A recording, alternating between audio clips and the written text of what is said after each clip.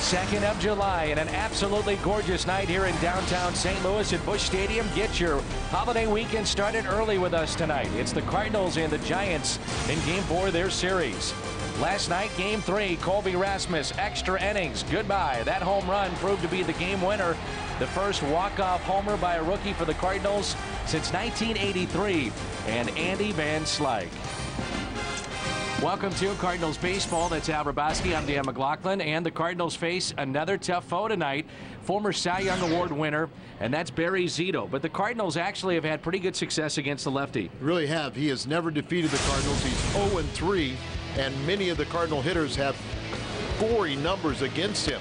That big curveball hasn't been so successful. He is winning a little bit better, and he has gotten very little run support.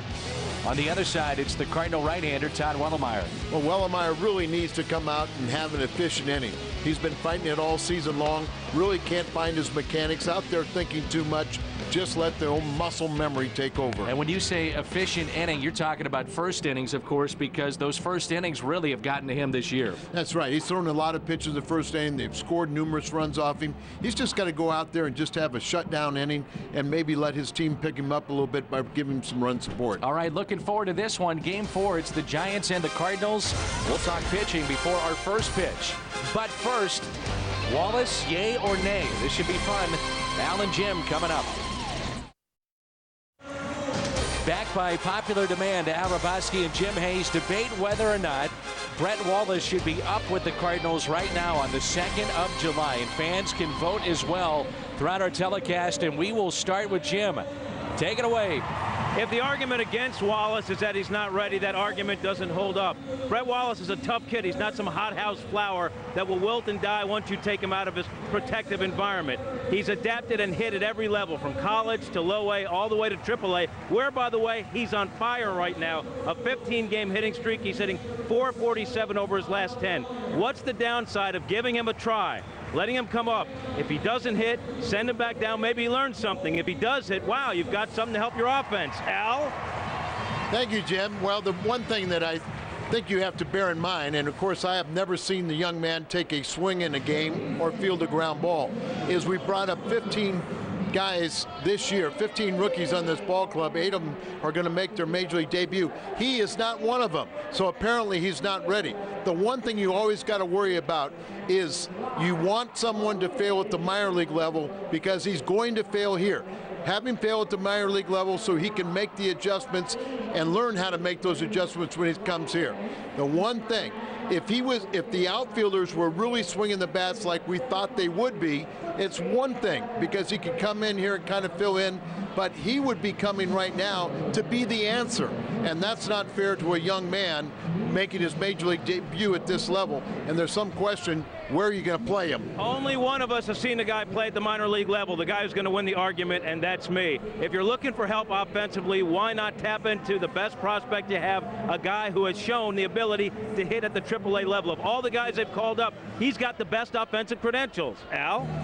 Run out of time. That's not fair. Out of time, and you're losing, Al, by a wide margin. You better change some minds throughout the telecast tonight. That'll get you in a great mood. More baseball coming up. Baseball's biggest stars go head-to-head. One spectacular night in summer's biggest event, as Fox brings you every thrilling moment of the 2009 MLB All-Star Game. Coverage begins Tuesday, July 14th, live from St. Louis and Busch Stadium at 7 Central, only on Fox. All-Star memories. This week we've been taking a look back, and let's go way back. That is George Herman Ruth, the Babe. 1933, the first ever All-Star home run. Comiskey Park, July 6, 1933. First ever home run. Why not? Babe Ruth in the All-Star game. And People's All-Stars Among Us. 3 finalists from each MLB team were nominated for their charitable efforts, and today we congratulate Julianne Nahar as the Cardinals winner. Julianne makes care packages for U.S. soldiers, and she will be honored during ceremonies before the All-Star Game on July 14th, and again, that is seen only on Fox. Cardinals and the Giants tonight from Busch Stadium as we wrap up the homestand. Cardinals trying to earn a split. We're back with more in a moment.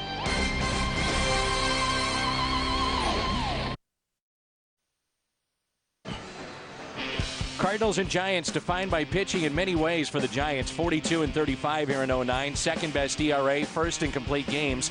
The Cardinals not too shabby, fifth in ERA and fourth in complete games. 1968, take a look at these two franchises and what they meant to the year of the pitcher, in particular, Gaylord Perry, Juan Marichal, of course, Bob Gibson. Well, look at the ERAs by both those ball clubs, but Marichal was just a master. He had help with Gaylord Perry and Mike McCormick. Gibson, boy, everybody knows about the 1.12 Cy Young Award winner that year, 1.12 ERA. But look at Marichal's season. 26 wins. He had 30 complete games in 68. As good as the Hall of Famer was, he never won a Cy Young because there was always a Bob Gibson-like season around him. So 28 complete games of his 34 starts for Gibson. San Francisco and St. Louis, Game 4 coming up on Fox Sports Midwest. Baseball brought to you tonight by Bud Light Lime, the drinkability of Bud Light with the refreshing taste of lime. By Steak and Shake, by Auto Tire, and by Chevy. See your Mid-America Chevy dealers or shop and compare at stlchevy.com. How about the weather we are having here in Mid-America in St. Louis for the first couple of days here of July? It feels like a fall day, and it's been absolutely perfect for baseball. Great weather. Still in the low 80s, but you know, just nice little breeze going on right now. And why are we waiting? Well, they went out there a little bit earlier than they normally do, and so our scheduled first pitch, 6:15, need to accommodate radio and television to make sure that we are able to show our viewers the first pitch. And here it comes. And it's a strike to Aaron Rowan, the center fielder in Game 4 of this series is underway. Rowan this season hitting .299, 8 home runs, and 33 RBIs.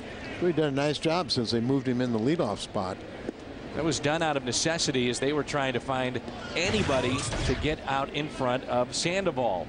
And the Marshall Wireless starter for the Cardinals, Todd Wellemeyer, 16 starts and a record of 6-7. At times, Al, it has not been pretty, but when he is right, we've seen him before. When he's throwing the ball very well, he can be really tough. It's been rare this season, as he had a career season last year, 13-game winner. We've been fighting his mechanics all season long. Highest opponent's batting average in the National League is off of Wellemeyer, and the lefties have just owned him. Here's a 1-2 pitch to Aaron Rowan. And a fly ball hit out to left. Backing up, Brendan Ryan under it and makes the catch. Hour earlier with this start, so the Sun could provide fits for Ludwig in right field. Rowan, Wynn, and Sandoval in this lineup, along with Molina, Lewis, and Uribe, Ishikawa, Downs, and Barry Zito. Giants batting order here this evening. And here's the switch hitter, Randy Wynn. He's in right field. He can play left and center. Right now the Sun has gone behind the clouds, but their first pitch, you could see the Sun really could be tough in right field. And also a portion of it was, you know, shaded on the way coming to the plate, but Wellemeyer was in the sun.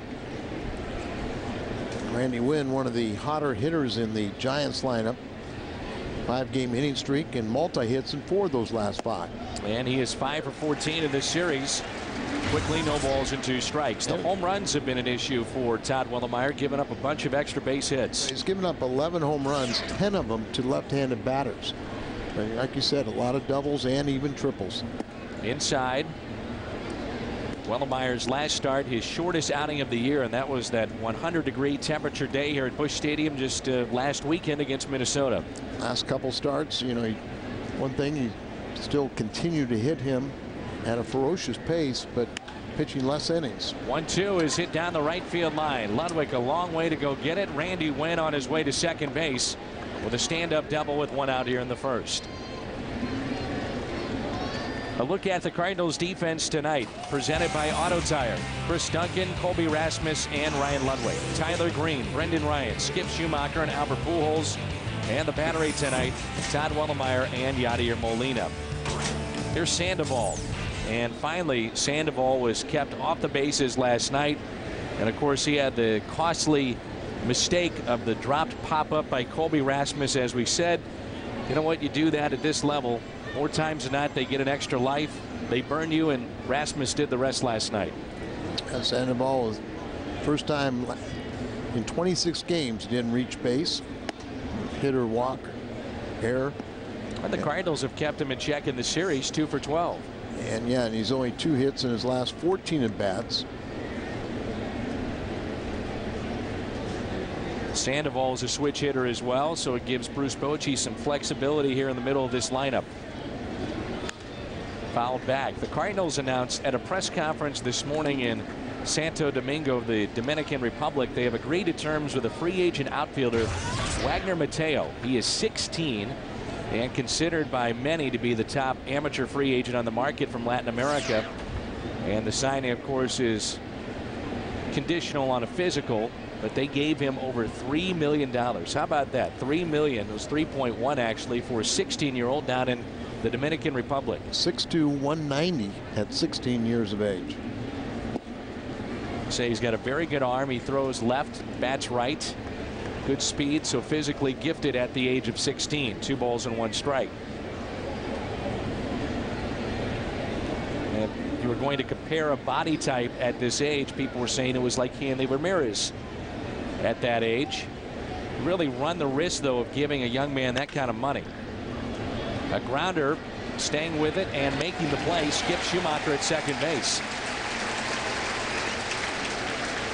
Good play by Schumacher. Let's take a look at our Toyota keys to the game. And this is first inning runs the last 6 games. It really tells the story for the Cardinals. A couple wins in there. And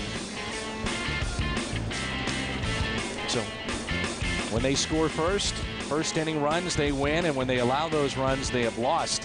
First inning runs are key to the game. And standing over at third base, it is Randy Winn. You really run the risk, Al, of signing a 16-year-old to $3 million because you wonder about the motivation.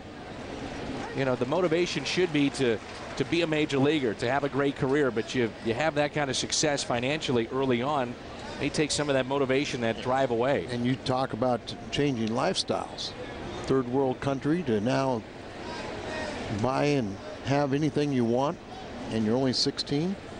Benji Molina. We have seen in this series, and really we saw it in the first series in San Francisco, low ball hitter. He has gone down and gotten some pitches that didn't seem to be hittable, and he's turned them into base hits. He drove in the only run last night with a sacrifice fly, which, by the way, he leads the National League in sacrifice flies. 0-2 the count with a runner at third base.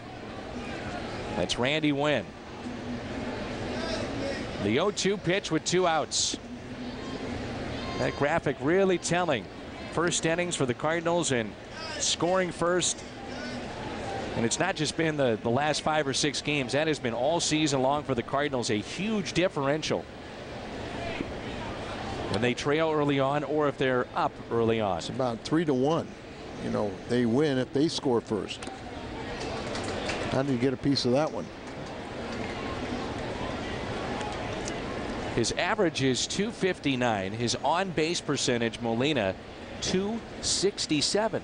But, you know, he leads all National League catchers in home runs and RBIs. He leads the National League in game-winning RBIs. So when he, you know, we've talked about the sacrifice flies. Unbelievable how shallow. I've noticed that earlier. And a strikeout as Wellemeyer gets his first of the ball game. They strand a runner at third. Cardinals coming up in their half of the first. No score as we move to the bottom of the first. San Francisco strands Randy Winn over at third base. And let's take a look at the Cardinals lineup. Brendan Ryan, the shortstop, leading it off, followed by Skip Schumacher and then Albert Pujols. Ryan Ludwig, Yadier Molina, and Chris Duncan. Tyler Green, Todd Wellemeyer, the pitcher, batting 8th, and Colby Rasmus drops down to the 9th spot in the lineup.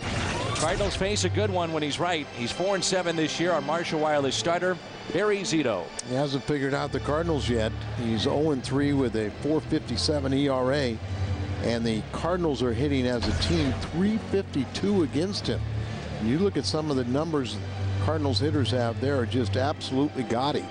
including Brendan Ryan, who is hitting .571 against Zito. He's been very good in this spot in the lineup, too. When he bats leadoff and starts, Zito works from that third base side of the rubber, wears number 75 for the Giants, and away we go. First pitch, up and away. And speaking of guys from out of this country that could have an impact, like we were talking about with the signing of Mateo, as Brendan Ryan looks at a strike on the outside corner. Aroldis Chapman is a lefty from Cuba that throws 100 miles an hour. He defected today from the Cuban national team. So he defects from Cuba. He was playing for the national team. There's that curveball. And they were playing over in the Netherlands. And so he is in Europe, they say. He's not going to disclose his location for obvious reasons, but people expect him to sign, Al, for $30 to $50 million when he comes to the U.S. Who puts out these numbers? And I guess it was something that the Yankees have talked about that they want to get involved in. You remember when Jose Contreras came over? He got 4 years, $32 million from the Yankees. So Chapman, he throws 100, but they have question marks about his other pitches. Or the talk is that he could get $30 million. 1-2 pitch to Brendan Ryan. Shoots it into right field for a base hit.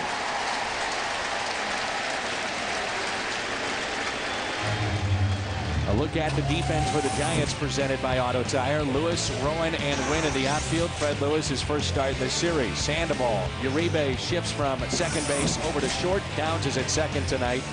The battery is Zito and Benji Molina. Giants defense brought to you by our friends at Auto Tire. And it brings in Skip Schumacher. And for folks that didn't see the pregame show, real nice segment with Cal Eldred. He was in that dungeon, that dark room of the Cardinals, which is considered one of the top video rooms in sports.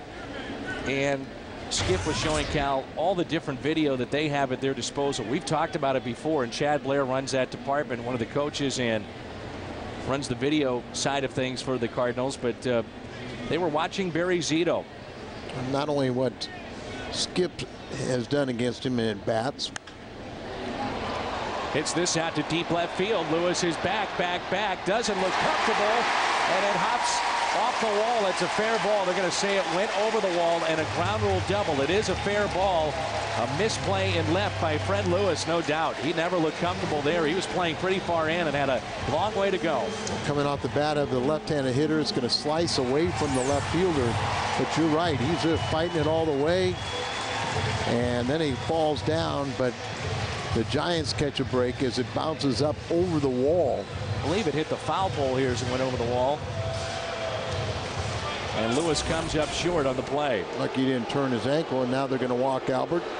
Surprise, surprise. Yeah, no surprise here at all. As Pujols up twice yesterday. First two times was walked intentionally, and then he had two singles.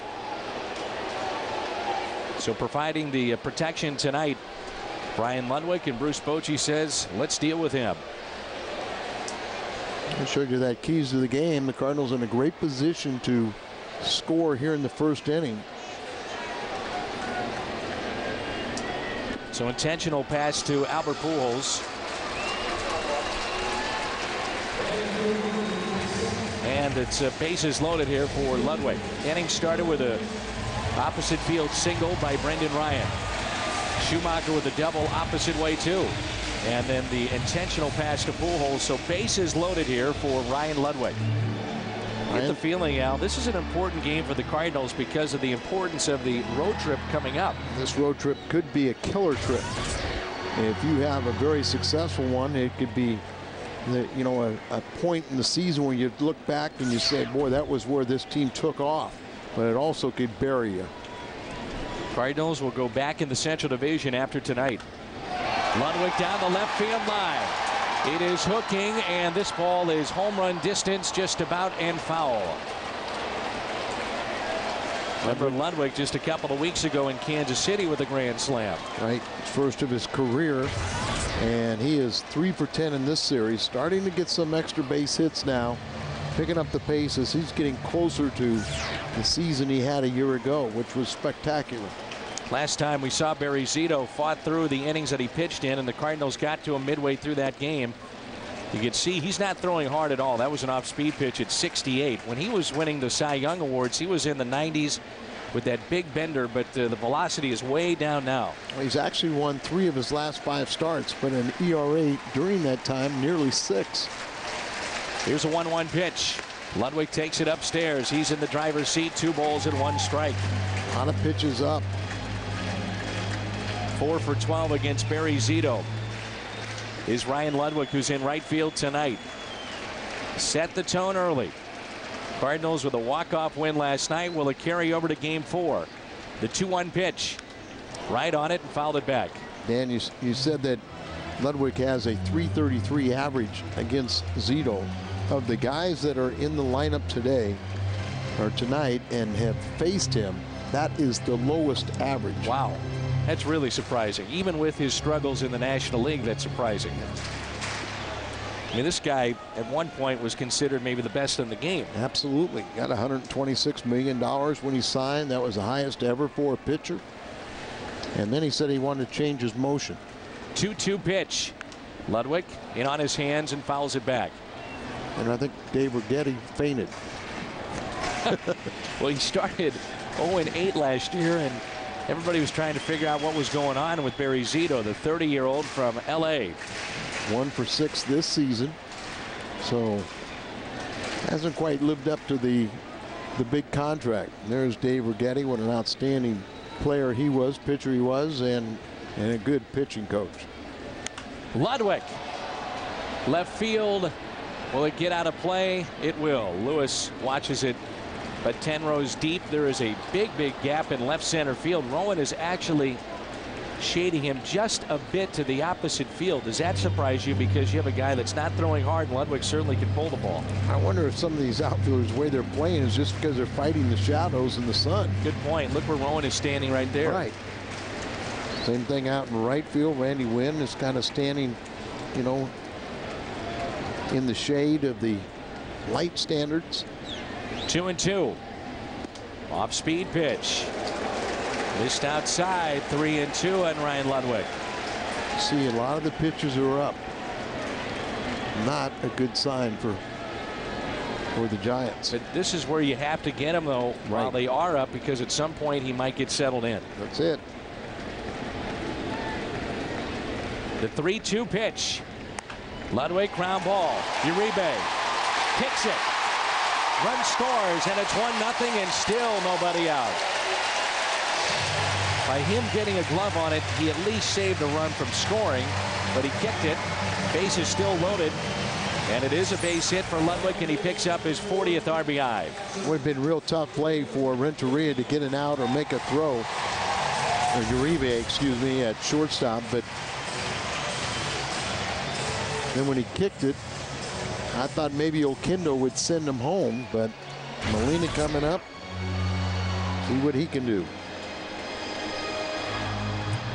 So again, our keys to the game: scoring early, and the Cardinals have done that as they lead it 1-0. Bases loaded, nobody out. Here's Molina. About 5 hours left in voting for the All-Star game. He shoots it down the right field line. Foul just by about a foot or two. And it looks like Yadi's going to make it and be the representative of the Cardinals behind the plate, along with Albert Pujols. We know that Tony La Russa will be part of the coaching staff. And how about Ryan Franklin again last night, doing a tremendous job at the end of the game, and he's put up all-star-like numbers. Didn't get a save, but he got his second win. He's 2-0 on the year. Molina 4 for 9 against Zito. And as Al told you, you're going to see more and more of those kind of stats throughout this lineup. Best is Schumacher, and he he's now 5 for 7. 1 ball, 1 strike. You know, not throwing hard enough to where getting guys to chase that fastball up or to really have the significant differential between his very slow curveball. Saw the numbers there with the bases loaded for Yadier Molina. 1 ball, 1 strike. And still nobody out. Sacks jammed here in the first for St. Louis. 2 balls and 1 strike. That just missed, and Zito needs that pitch to have a good night. You start throwing 86, 87 over the middle of the plate, he'll get pounded. Yeah, he's got to get. Right now, he doesn't have a pitch that he can get a swing and miss. When you don't have that, location has to be perfect. So you're not going after pitches out of the strike zone. The 2-1 pitch, and Yadier hits it out of play. 2-2. Big crowd tonight. What has turned out to be a gorgeous night for baseball. 2-2 the count. Of course, we have the early start, so again, that sunshine really a problem for the right fielder. A little bit for the center fielder, for the first baseman as well. Somewhat for Matt Downs, the second baseman. 2-2, bases loaded, nobody out. Yadier almost hit by the pitch, and here we go again with a 3-2 count.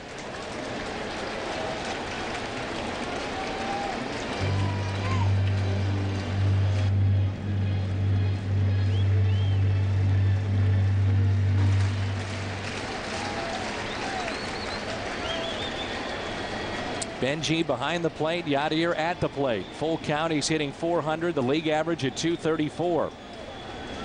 Bases loaded, 3-2 pitch. He walked him. 2-0 St. Louis. RBI number 25 for Molina. And time is called as Dave Righetti will come out to visit with Barry Zito.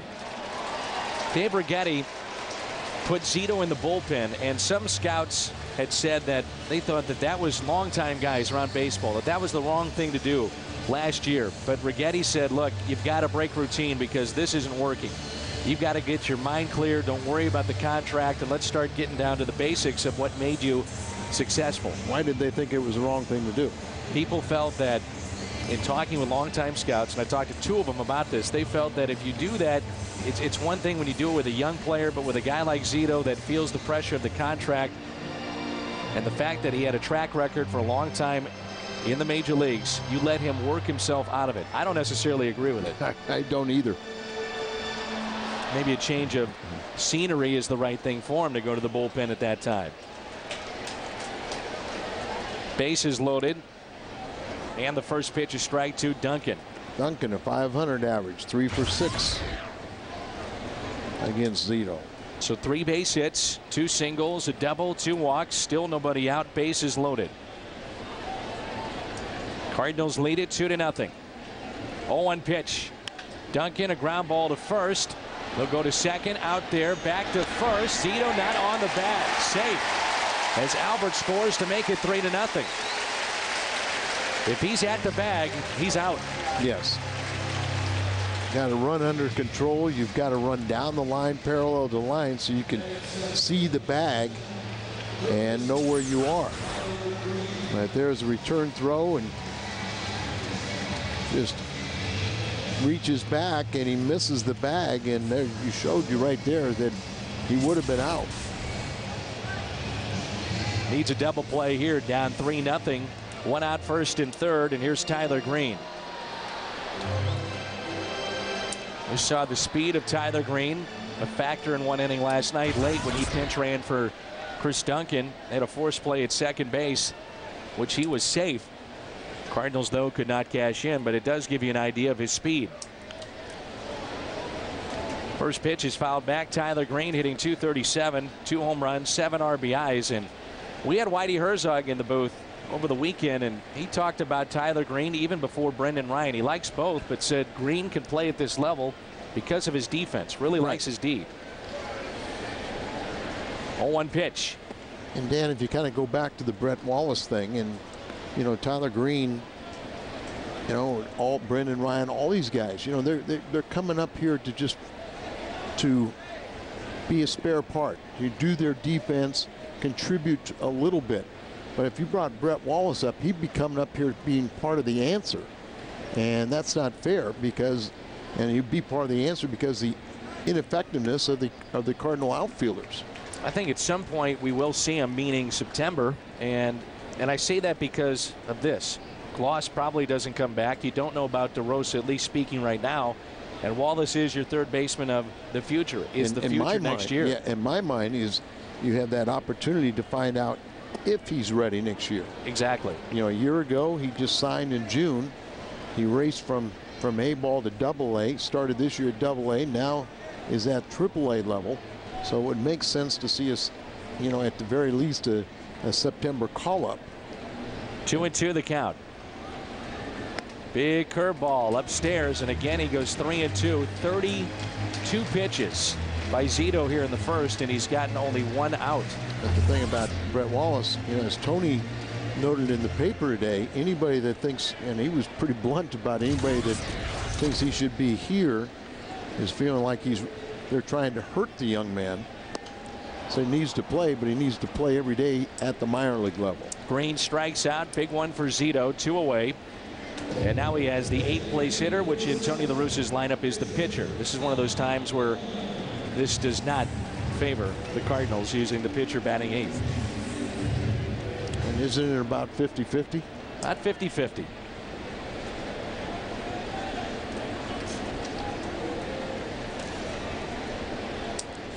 So 2 outs, runners at first and third, and Wellemeyer grounds to third, force play at second, and the Cardinals are through. But a big inning as St. Louis has 3 base hits and 3 runs against Barry Zito.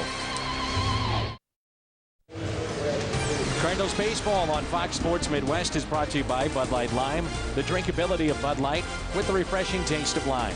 By Steak and Shake, famous for steak burgers.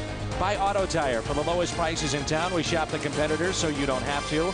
And by Chevy, see your Mid-America Chevy dealers or shop and compare at stlchevy.com. Back in St. Louis, big crowd. Over 40,000 expected tonight. Ryan Ludwig and the Cardinals have themselves a 3-run lead. Ludwig got things going with his 40th RBI with the bases loaded and an infield single. Molina the bases loaded walk. Duncan a ground out. And the Cardinals have a 3-run lead. Fred Lewis leads it off, followed by Juan Uribe and Travis Ishikawa against Todd Wellemeyer. 6-year-old ballpark of Petco Park, and they had a B delay, not a rain delay, a B delay. As play was halted in the top of the 9th inning. Houston and San Diego. Swarm of bees gathered in left field near the foul line. And we had this on the pregame show. I don't know if you saw it, Al, but I did not. It was unbelievable. Like watching National Geographic. They were swarming. Duncan makes the catch for the first out. And a delay in that game. Where are the Swallows when you need them? The Swallows from Cleveland? No, from San Juan Capistrano. Every year. I have no idea what you're talking about. Every year, the spring, the Swallows return to one of the California missions.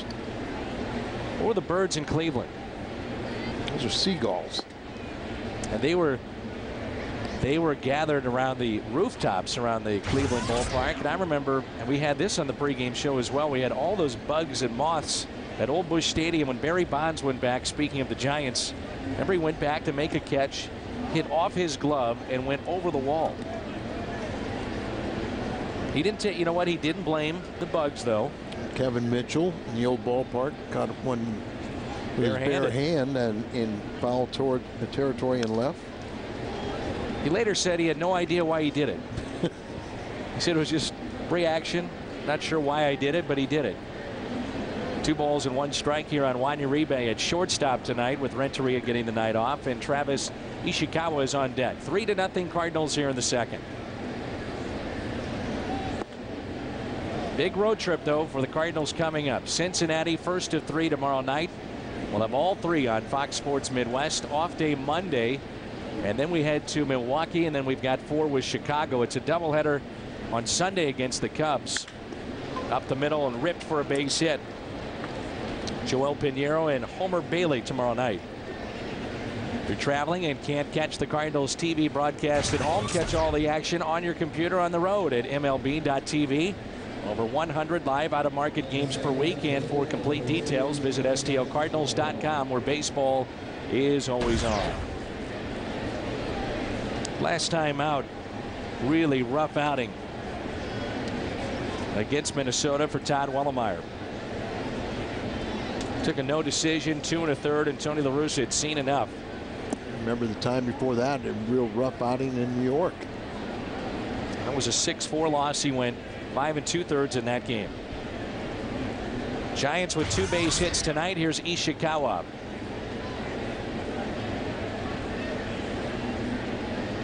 Outfield is straight away, and the 1-0 pitch is taken low.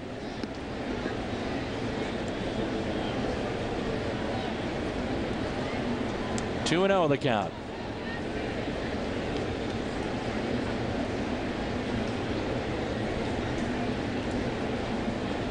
How about a double play ball here for Todd Wellemeyer? Long look and the 2-0 pitch. He was up there ready for it and knocks it out of play. 2 balls and 1 strike. Ishikawa, they're trying to figure out if this guy can be their first baseman and regular everyday first baseman. When we were out in San Francisco, he didn't look like he was much of a hitter, but now he's one of their hotter hitters. Played in 12 games, the big leagues in 06, none in 07, 33 last year in 08. 2 balls, 2 strikes. Giants last year were 72 and 90, 4th place in the West.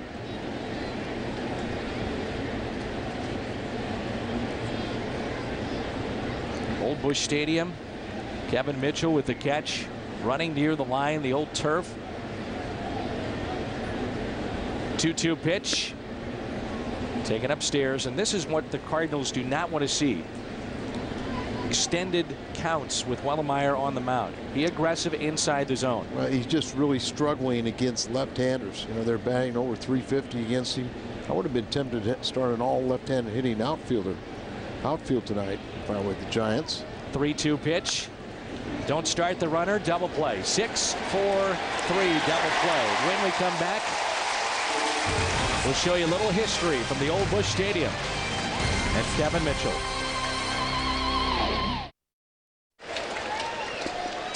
3-0 St. Louis, and the Cardinals will have their 9th place hitter, Colby Rasmus. Ozzie Smith down the left field line, and Kevin Mitchell foul territory with an incredible grab at the old Busch Stadium. Could be an athlete to do that. He kind of overran it, and then it was easier for him to reach up with the bare hand. 0-1 pitch to Colby, who was the hero last night.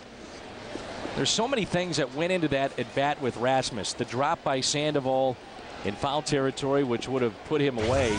And also, as you were watching that, you saw in the at bat with Bob Howry a pitch that was so close that at times was called a strike last night. And Colby said he was looking for a pitch to drive. That wasn't it. And if he would have been called out on strike, so be it. Yeah, it could have gone either way, that 2-2 pitch. The 1-2 to Rasmus, up and in. Petco Park busy as Troy Aikman, new owner of the Padres, partial owner, NFL Hall of Famer, throughout the first pitch. They had the Bees today in the ballpark, and Manny Ramirez returns for the Dodgers tomorrow. Changeup that time, and a swing and a miss. 2 strikeouts by Zito. Saturday afternoons made for baseball. This week Fox brings you the national game of the week. David Wright and the Mets take on Chase Utley and the Phillies. Tigers battle the Twins. Dodgers Padres. Fox Saturday baseball this week. Check local listings for the game and start time in your area.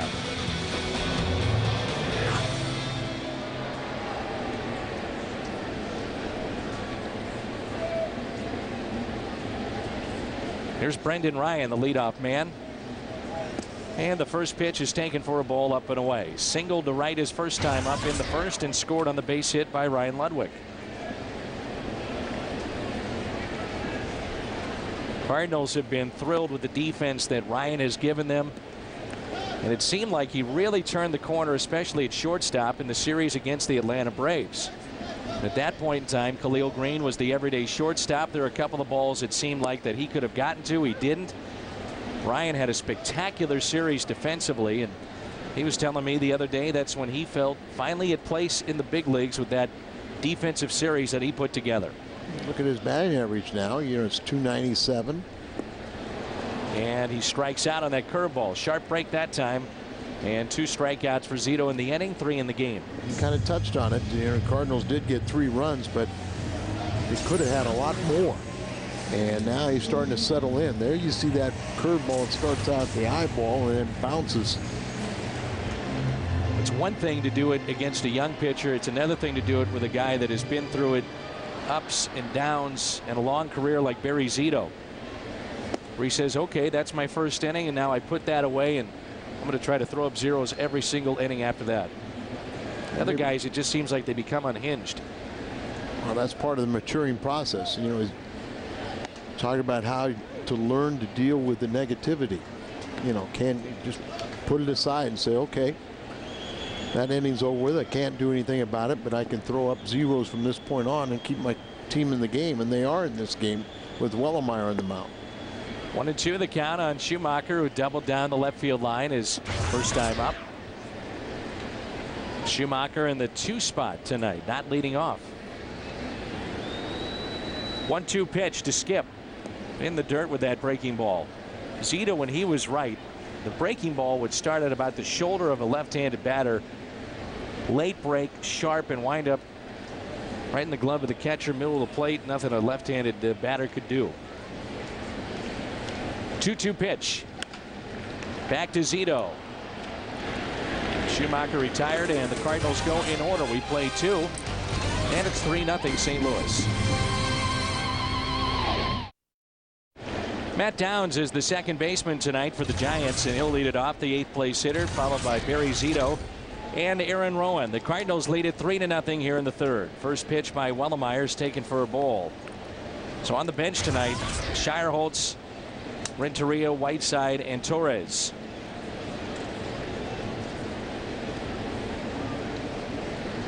.1-0 pitch to Downs, taken for a ball outside, 2 balls and no strikes. First time we've seen Downs in this series. On this road trip, 3 for 17, but a home run. And a .231 average against right-handed pitching. Here's a 2-0 pitch to Downs. Popped up behind home plate and into the seats.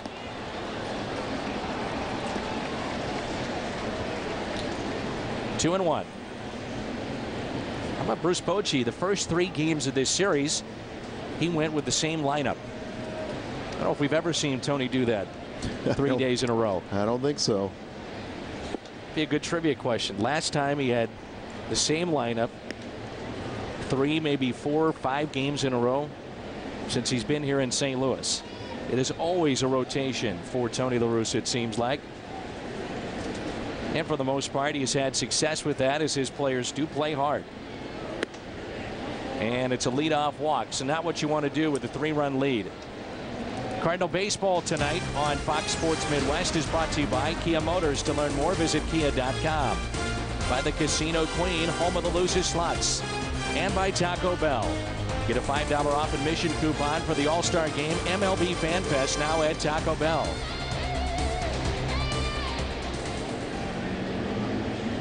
City is starting to take shape. It's a new cityscape. New park down Market Street. Zito gets the bunt down, a beauty down the first base line. Wellemeyer to first to get Barry. And the sacrifice good. Sacrifice 1-3. Well, tonight, right now, the last night to cast your All-Star ballot. Cardinal fans can make a late push to keep Pujols and Molina in the lead. And here's the deal. Fans who vote at least 20 times online and choose Cardinals as their favorite or second favorite team will be entered automatically to win the Vote Cardinals Sweepstakes Grand Prize. 2 tickets to every All-Star event at Busch Stadium. And vote before midnight tonight at STOCardinals.com or at MLB.com. Aaron Rowan looks at a strike, back to the top of the lineup.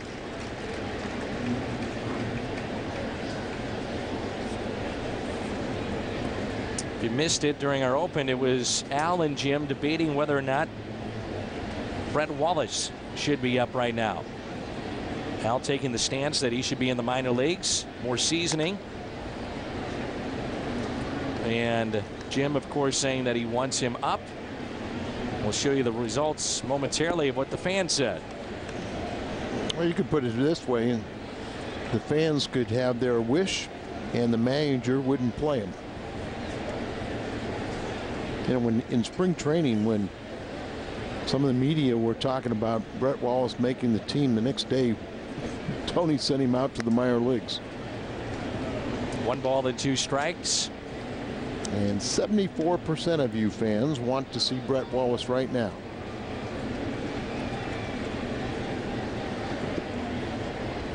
1-2, 1 out, runner at second base. And Tony says you're all trying to hurt him. Ooh, that's on the outside corner. Good pitch. Second strikeout for Todd Wellemeyer tonight. And there's 2 outs. Just freezes Aaron Rowan. And Todd Wellemeyer has a little better command. You know, the last few times out, he just didn't have command of his changeup. His slider wasn't very good, and he couldn't locate his fastball. Not a good combination in order to win. Randy Winn, in many ways, underrated. Switch hitter. Every year you look up at the end of the season, he's hitting 300, plays 150 games. He's good defensively. He can steal bases. Doesn't hit a lot of home runs. 34-year-old from L.A. That pitch is a strike. He's been with Tampa Bay, Seattle, and San Francisco. I mentioned he was a very fine basketball player that played at Santa Clara with Steve Nash when he was back in college. Team that upset Arizona in the NCAA tournament. He also had a half-court shot at a Clippers game a couple of years ago and won a car and gave that to his mom. As he heads to a lot of NBA games. He's one of the best in the National League in this situation. You know, he has a .458 average with runners in scoring position and 2 outs. 5th best in the National League. On deck, Sandoval. 0-2 the count here on Randy Winn. Was been with Tampa Bay, as I mentioned, and he said one of his greatest influences was Fred McGriff and also Greg Vaughn. The Cardinals saw him at the end of his career. 1-2. Fred McGriff had an outstanding career, and you don't hear his name associated with performance-enhancing drugs. Crime dog.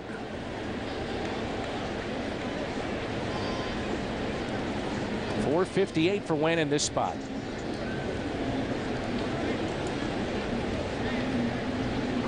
One ball and 2 strikes. Randy Winn, first time up, he doubled. And he hits a fly ball out to left. Coming on is Duncan. Out is Ryan. Chris Duncan with the catch. And avoiding contact with Brendan Ryan. Midway through 3, and Albert's due up first. It's time to bring you up to speed with the AT&T Rapid Rewind.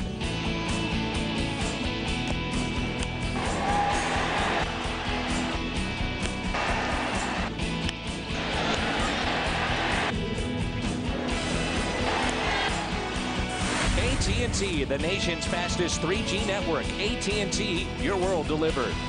Cardinals with a 3-run lead, and here's Albert Pujols. Bruce Bochy intentionally walked him his first time up, sitting on 30 home runs. Pujols now intentional walks with 27 this year. Overall, he's walked 63 times and only struck out 33 on the season. Comes in hitting .337. Mighty swing on a floater coming up there. 1-2 the count. Great numbers, obviously, for Albert this year, as he'll make a bid possibly for the Triple Crown of the National League. The 1-2 on the inside corner, and Zito strikes out Albert Pujols, who has words for the home plate umpire. That's Todd Tichenor, the home plate umpire, and Albert can't believe it. It happens. It looked like a pretty good breaking ball, and it's where it crosses the plate, but I think Albert's saying it was high and it finishes inside, but not when it crossed the plate. So 4 strikeouts for Barry Zito. Last base hit for the Cardinals was Ludwig in the first. And Zito has set down 7 straight. And a swing and a miss by Ludwig. So rare strikeout by Albert Pujols. Rare for him to argue a call, too. A 1 pitch. And that's a high strike to Ryan Ludwig. 0-2. Barry Zito, 6'4", 215 pounds, an accomplished guitarist and published photographer. 0-2 pitch. His father Joe was a conductor and composer for Nat King Cole, and his mother sang in the group with Nat King Cole.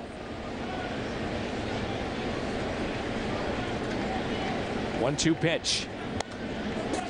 That's pulled foul. Giants post Bonds era trying to make a statement with pitching.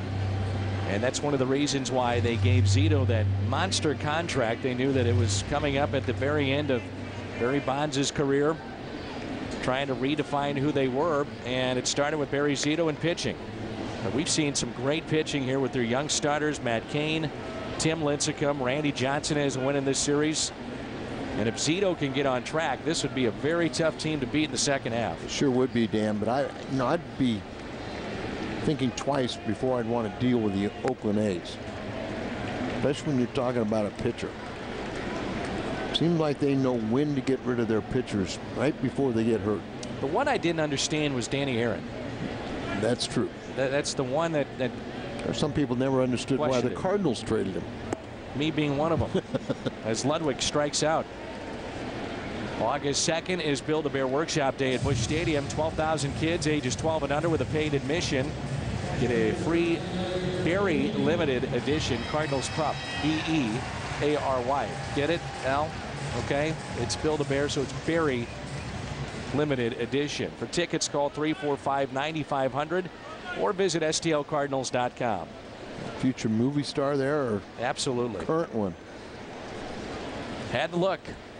You know, if you went back and looked at the 04 postseason, Danny Herron was working out of the bullpen for the Cardinals, and at the end of that year, he was also starting in regular season and then bullpen in postseason play, and he was one of the better starters the Cardinals had. Now you wouldn't even think about doing that. I agree, but you know, sometimes when you're trying to win every single year, you just don't want to take a chance and develop young pitchers and let them have that growth. Molina down the right field line. It is slicing and foul. If you go back to that point in time too, if you're Walt Jocketty, you're saying, okay, I've got Edmonds getting older, another year of age on Roland. I've got Pujols, prime of his career. If we're going to win, we've got a window of maybe 1 or 2 years where this guy, if he's right, can get us over the hump. You're talking about Mulder. Yes. Yes, and so that's what I'm saying. You know, so in order to always have that competitive team, a lot of times you don't want to go through the growing pains with young players. 2-2 is tapped foul. Albert Pujols still upset with that called third strike. Right, where you can have a, you can have a Kobe Rasmus being a rookie. You can have an Albert Pujols. You can bring along one of those guys, but it's rare that you have as many rookies as we have on this club right now and still a contending team. And Albert has said he wants to be on a contender. If ownership shows that they're willing to spend money and put a contending team on the field, he stays. And he said he'd take less money to stay, but under that condition, it's all about winning. Popped up, right side, and that'll find the foul territory and also the glove of Matt Downs. We played 3 here at Busch, 3-0 St. Louis.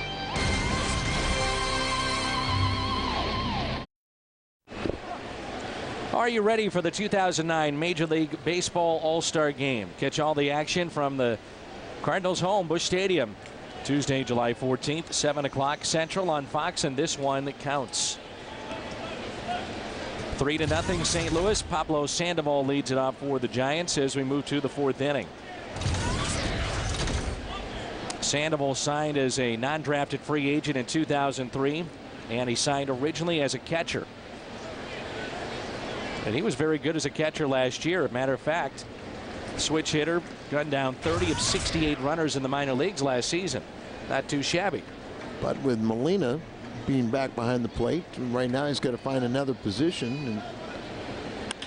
And a ground ball hit to second. He also has to find another position because they have one of the top catchers in the minor leagues that they like defensively, and he was a great college player, so they'll move Sandoval either to first or play over third base. Yeah, and he's done the job in that situation. Well, twice he has grounded out to second. It brings in Molina. You see the Firestone leaderboard at the top of your screen. Benji Molina, game-winning RBI leaders. He's at 12, and as Al told you, he had the game-tying RBI last night, tied it up at 1-1 as Adam Wainwright was masterful. He was gutsy as he went 9 innings, well over 100 pitches, and struck out 12.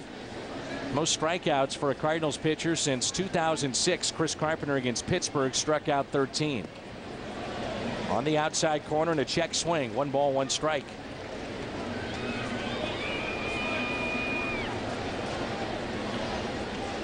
He really pitched and deserved a better fate, but Wainwright with that career high 12 strikeouts.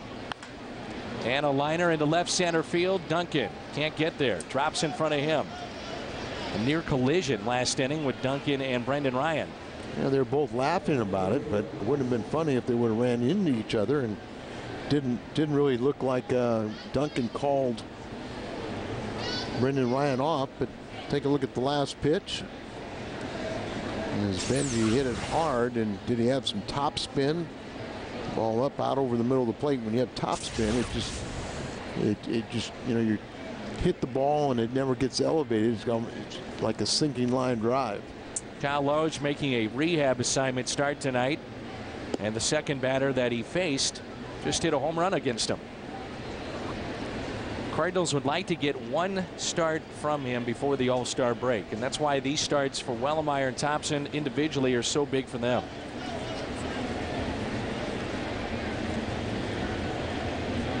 You see the gold on the gloves of Yadier Molina and Albert Pujols for the Gold Glove winners. Yeah, if you're a Gold Glove winner, you get the gold patch, a Rawlings patch right there, signifying a Gold Glove winner.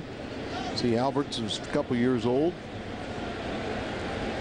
Benji, a 2-time Gold Glover, and Yadier, of course, won it last year. Good pitch, but taken for a ball by Lewis, who flied out to left first time up. By the way, for Tony La Russa, June 18th through June 20th of 2001 against the Chicago Cubs, he had a lineup that was the same for 3 straight games back in 01. Somebody must have been hurt. High fly ball out to center field. Rasmus back with room and makes the catch. Take a guess who was in that lineup. 0-1.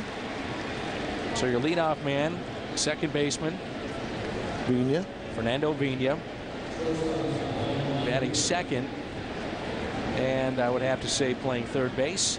Guy that is now playing. Rolling. Well, Polanco. Oh, and that's before the trade. And then you had Edmonds, McGuire, Pujols, Ray Langford, Renteria, and Mike Matheny back in 01. Some thunder in that lineup. 2 outs, and here's Uribe. Saw a little deal in the paper, one of the letters to the editor or something like that, where it was a Ray Langford fan that wishes that Ray would be recognized. And he's in the top 5 in most offensive categories in the Cardinal history now. 1-0 pitch. Hit down the right field line and out of play. And you hear McGuire and Pujols in the same lineup. Remember, early in Albert's career, he played in the outfield, and that day he was in right field. Langford was in left. One of the reasons that Pujols moved to first base was because of the elbow. And a lot of attention was made of it this offseason because he had the surgery, but he was dealing with that elbow for a number of seasons. The surgery he had, did not alleviate the elbow problem. It was just sort of a temporary situation, a very minor. Fly out off the bat of Uribe, and it's 3-0. U.S. Cellular Cardinals live from the Aqua Bar at Lumiere Place. Player interviews, of course, you'll hear from manager Tony La Russa. Pat Paris and Rick Horton break down the game. All coming up on the postgame show, U.S. Cellular Cardinals live. I know it's been enjoyable for both of us to see Lee Smith back at the ballpark and in uniform with the Giants. That's right. A couple times a year he'll join the club as he's helping out a lot of the minor leaguers, but what a great personality he has. Drafted at age 17 by the Chicago Cubs, first-round pick, and Buck O'Neil can lay claim to that as he recommended to the Cubs to draft Lee Smith from Shreveport, Louisiana. Randy Hundley was his manager in the minor leagues that convinced him that his future lied in the bullpen. Did it ever? He was a dominant closer for a good period of time. And his longest tenure with any one team was with the Cubs, as he was with 8 different teams, 478 saves. So he was the all-time saves leader until Trevor Hoffman passed him. And I know Lee Smith has been asked about the Hall of Fame, and he said there's a few guys that have gotten in that maybe have paved the way for me to have that chance to at least be looked at. I think once that Suter got in and Gossage gets in, you know, or got in, that it kind of opens the door for him. And Zito is quite the strikeout pitcher now. That's 6 now. He struck out 4 the last 6. The numbers don't lie. 478 saves. So 6 on the night for Barry Zito, and here is Green. Again, All-Star voting ends tonight. Some races heading down the stretch for positions in both leagues. Big breaker in there for a strike. How is Rowan doing? I'm not sure. I haven't seen the latest, as they've been trying to update it daily. See exactly where these guys are. Let's see, 3rd in the batting average in the American League, Scott Rowan. He might be a guy that, even if he's not selected by the fans, would have a good chance to make the team. And we talked about last night that Jason Marquis, another former Cardinal, would have a very good chance with his 10 wins. 10 wins, leading the National League, or the first to 10 wins. In the American League, the tight races are Ian Kinsler and Dustin Pedroia at second base, Kevin Youkilis and Mark Teixeira, Boston and New York again for the first baseman. Jacoby Ellsbury is trying to sneak in. You have Jason Bay, Josh Hamilton, and Ichiro. Some great choices, though. You've got Torrey Hunter, Carl Crawford of Tampa Bay. It'd be tough to leave him out. And you mentioned last night that they have expanded the roster by 1. Yes. To 33 now. And you always have the debate, should every team be represented? I think now more than ever it makes sense when this one counts. You could have a lesser player from a down team make the team, and you could have a number of players from a very good team, maybe more deserving, and yet 1 or 2 of those players on the outside looking in when you have a chance to try to win the All-Star game. Green pulls it foul.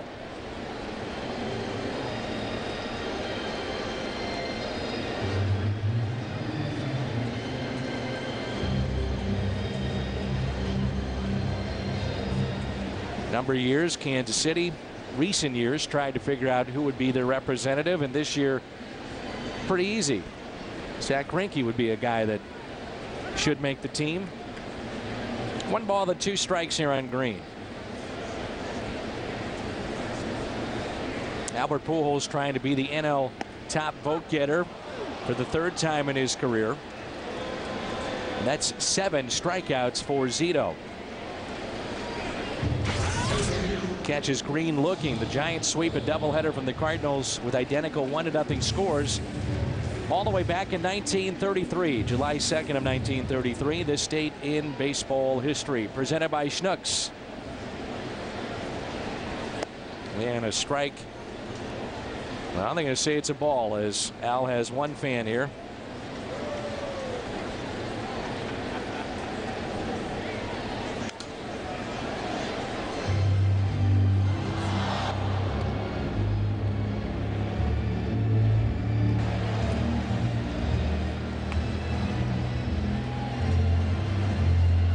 Was in his hands. He had it.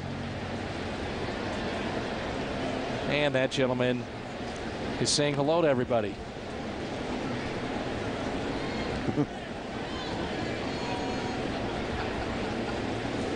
Hello, hello, hello, hello. Then he turned around and watched the game. 2-1 pitch. Mullemeyer hits it down the right field line, and a running catch made by Randy Wynn. 3-0 St. Louis. Flashback, and 1 year ago, Troy Gloss, the 3rd baseman for the Cardinals, goes deep against the New York Mets. And that was just a year ago when the Cardinal 3rd baseman connected. Starting baseball-related exercises down in Florida. The question now, though, is for the Cardinals, can you count on them? Or is it if you get him back, it's a bonus? Well, they're talking about it's bonus. Yeah, you would like to think that it would be probably August before you would get him and where he could be of any help. Liner into right field. Ludwig, diving catch, no, pops out of his glove. Ishikawa is aboard. So a base hit. Ludwig almost came up with a terrific play. That's tough. That backhanding, that sinking line drive. And then didn't look like it ever really had it in the glove, did it? We'll get a better look here. Oh, it went off the top of the glove as he. So he had nothing in the leather, and then it looked like it must have carried him off his body. Boy, they'll be busy during that All-Star week down at Hot Shot Sports Bar and Grill, 1 block south of the ballpark on Broadway. They provide our Exmo Cam. Are they even going to be open during the All-Star break? Oh, yeah. Yep. They'll be there. Here's Matt Downs. We really appreciate the association we've had with Hot Shots for a number of years. Blues hockey and Cardinals baseball. And Vollmer, Julie. Good people. His wife, Julie, very nice people. Good friends. You ever met them? Very good people. Absolutely. Here's the 0-1 pitch to Downs, who walked his first time up, and that's fouled back. 3-0 Cardinals. If you've just joined us because of the early start, you weren't with us, you missed out. The Cardinals had the bases loaded in the first and scored 3 against Barry Zito, but since then he's really settled in, and he has struck out 7 tonight.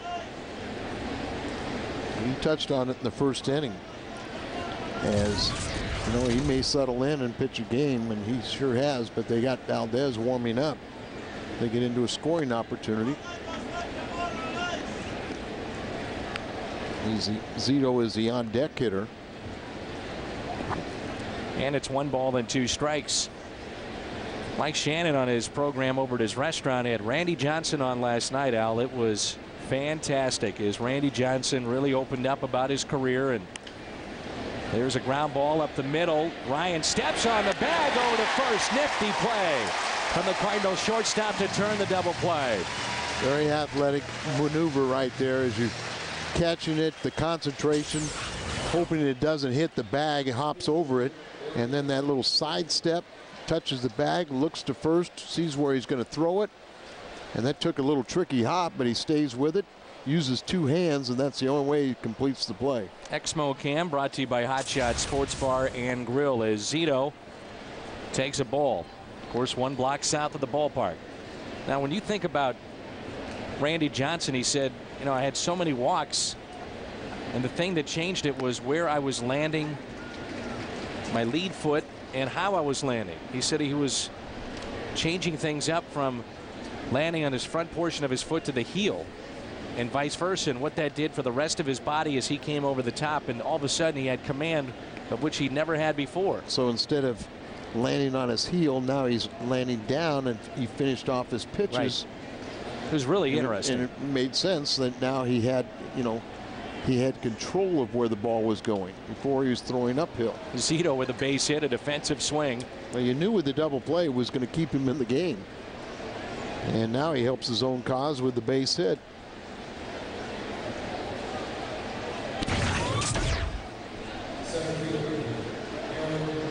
Homer Bailey just got called up recently, and he'll be making the start against Pinheiro. If you're a pitcher and your first name is Homer, that's probably not a good thing. Well, you could debate whether Walk, as in Bob Walk, or Homer, as in Homer Bailey, which is worse. Either one isn't very good. I guess I'd go with Walk. No balls and a strike on Aaron Rowan, who is 0 for 2. He's popped out to short and struck out in the 3rd. 3-0 Cardinals here in the 5th. Well, I think you like K-Rod. Yeah. A little check swing. He held up 1 ball, 1 strike. Aaron Rowan, a good player. 2007 Gold Glove winner in center field. All-Star that year. Last year he played in 152 games for the Giants. And Carney Lansford has talked about his work ethic and almost to the fact that he hits too much. They've tried to pull him back off of soft toss and tee work and extra BP.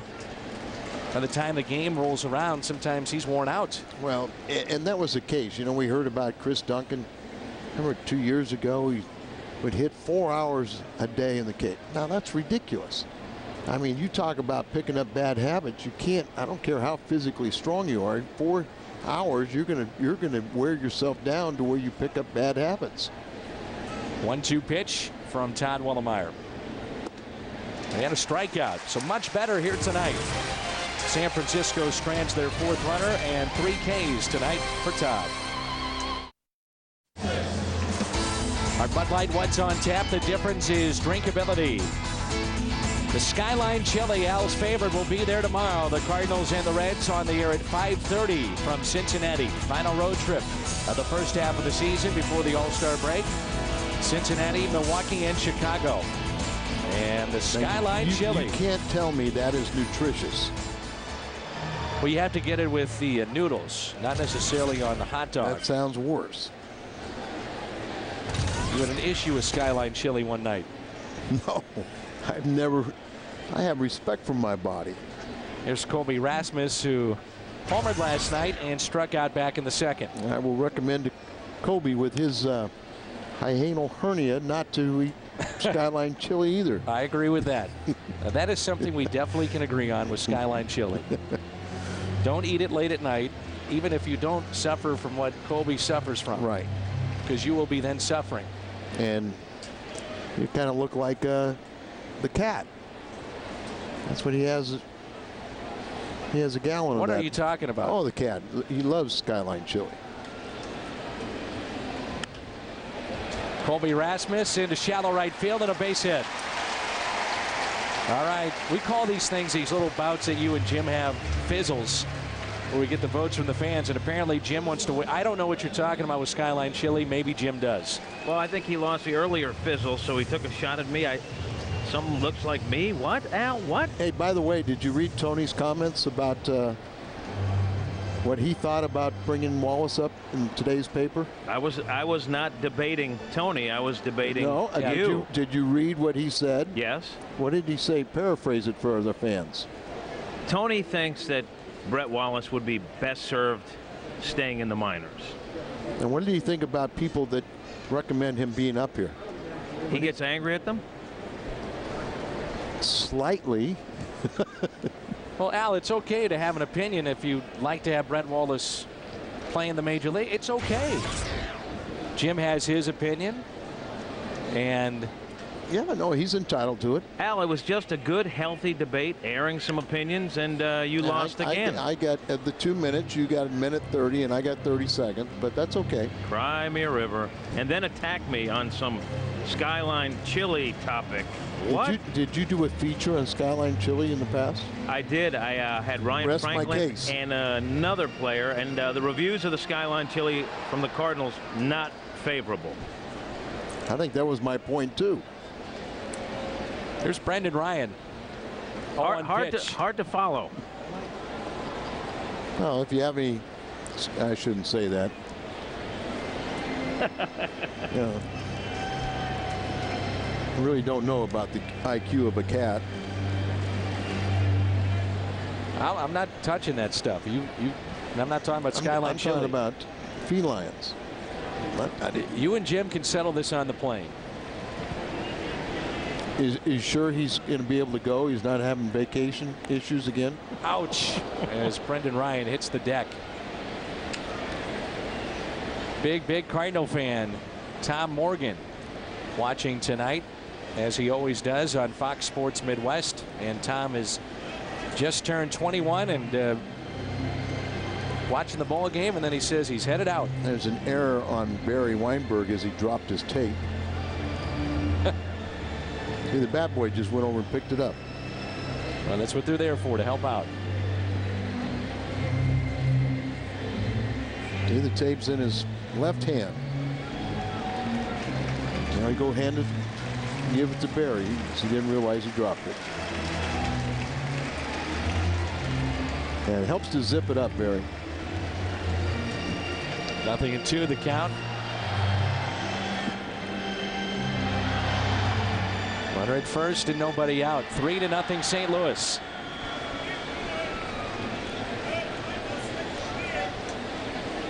Brendan in that leadoff spot is struck out and also singled and scored back in the first. Out to right center field. Rowan on the move. That carries. He can't get there. Rasmus on his way to third base. And Brendan Ryan in with a double. Happy for Brendan, but it was surprising that that ball carried as far as it did.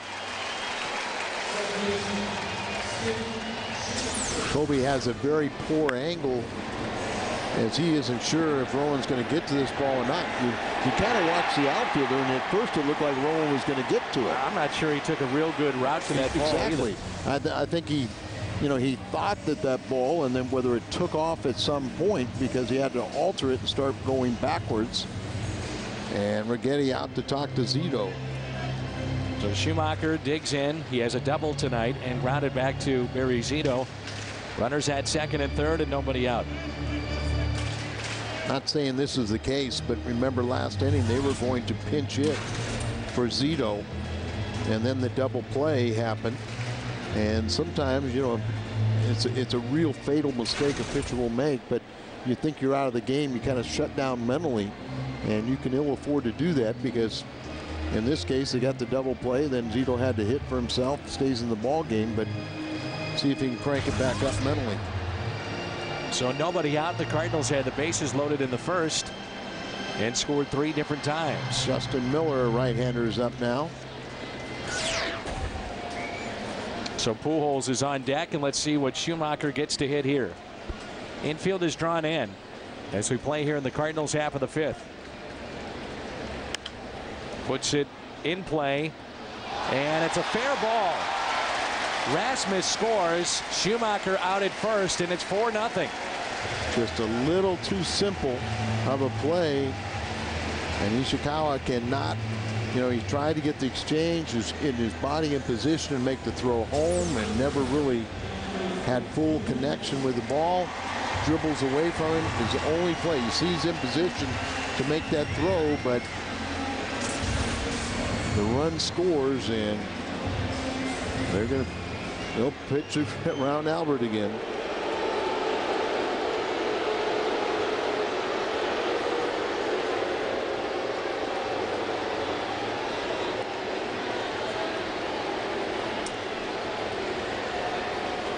So second time that Pujols has been walked tonight.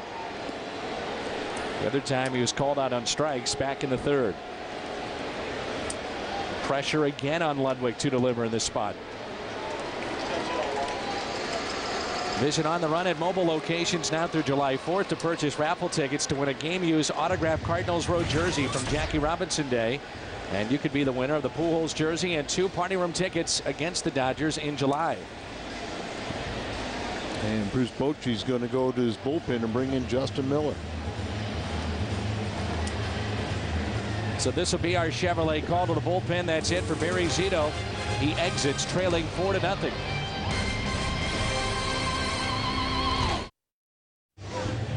So that's it for Zito, and now it's Justin Miller who takes over. 26th appearance, a record of 1-1, and opponents hitting .224 against him.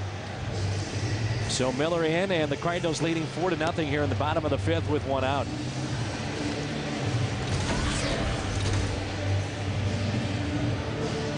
Justin Miller has not pitched last 9 days, 8 games, and has appeared in just 3 of the Giants' last 21. So you wonder if he'll be rusty here. Yeah, thanks a lot. He comes in. Skipper, I want to get in the game, but give me a fighting chance. Tough spot here. You know what happens when you have had that long a layoff?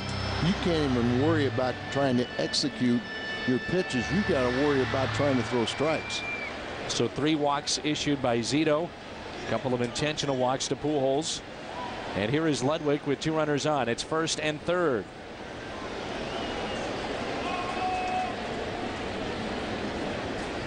It would drive me crazy if I had to come into a game and I'm trying to mentally prepare, and then I have to order from the bench to do the fake to third, throw to first. Just want to go right at the hitter. Right. Up the middle. Base hit. 5-0 Cardinals. Ludwig greets him with a base hit. You could see there he missed location on a pitch that was up. Well, that's what I'm saying, Dan. You know, when you have that long a layoff, you're just worried about throwing strikes, let alone trying to, you know, make your good pitch. It's almost like a knuckleball. But it's up, and Ludwig does a nice job of not being out in front, waiting back on that ball, hit it up the middle. And so here is Molina.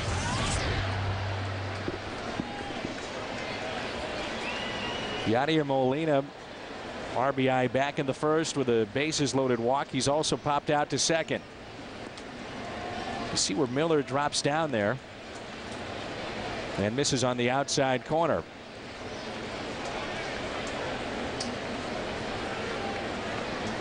Runners at first and second, 5-0 St. Louis. Big gap in the left center field for Molina. Late with that swing. So Zito tonight strikes out 7. He walks 3. No home runs allowed. And he gave up 5 base hits. Here those walks were the 2 intentional, another 3 walks, 2 intentional passes to Albert. And a 1-1 pitch on its way. Yadier Molina out to left field. Fred Lewis over to make the catch. And Pujols back to second base. Ludwig back to first. And there's 2 outs. Ludwig made Bruce Bochy's strategy fail with both times they walked Albert intentionally. Ludwig came in with base hit RBIs. He's starting to swing the bat a lot better now. Now you got to get Duncan. You got to get Ankiel swinging the bat the way they're capable. So 2 outs, 2 on. Cardinals lead it 5-0.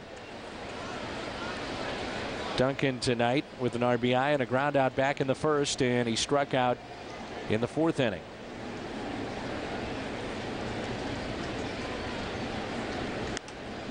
Fouled away. See Miller here.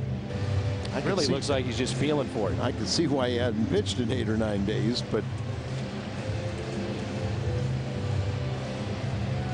he just looks like he's just trying to get the ball over the plate, and there's not a lot on it. The biggest problem the hitters are going to have is waiting back. Miller has been with Toronto, Florida, a couple of years. Fouled away.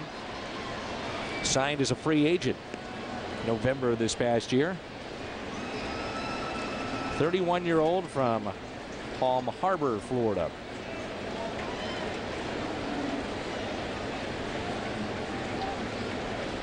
Very deep here for Duncan. Here's the 0-2 pitch. Nice block by Molina.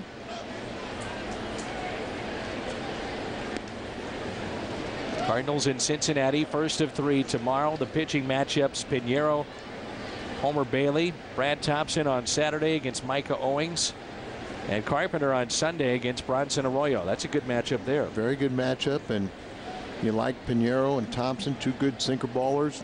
Carpenter keeps the ball down in the zone in that ballpark where the ball can fly out easily. The pitch at 81 stadium gun, 80 on our gun.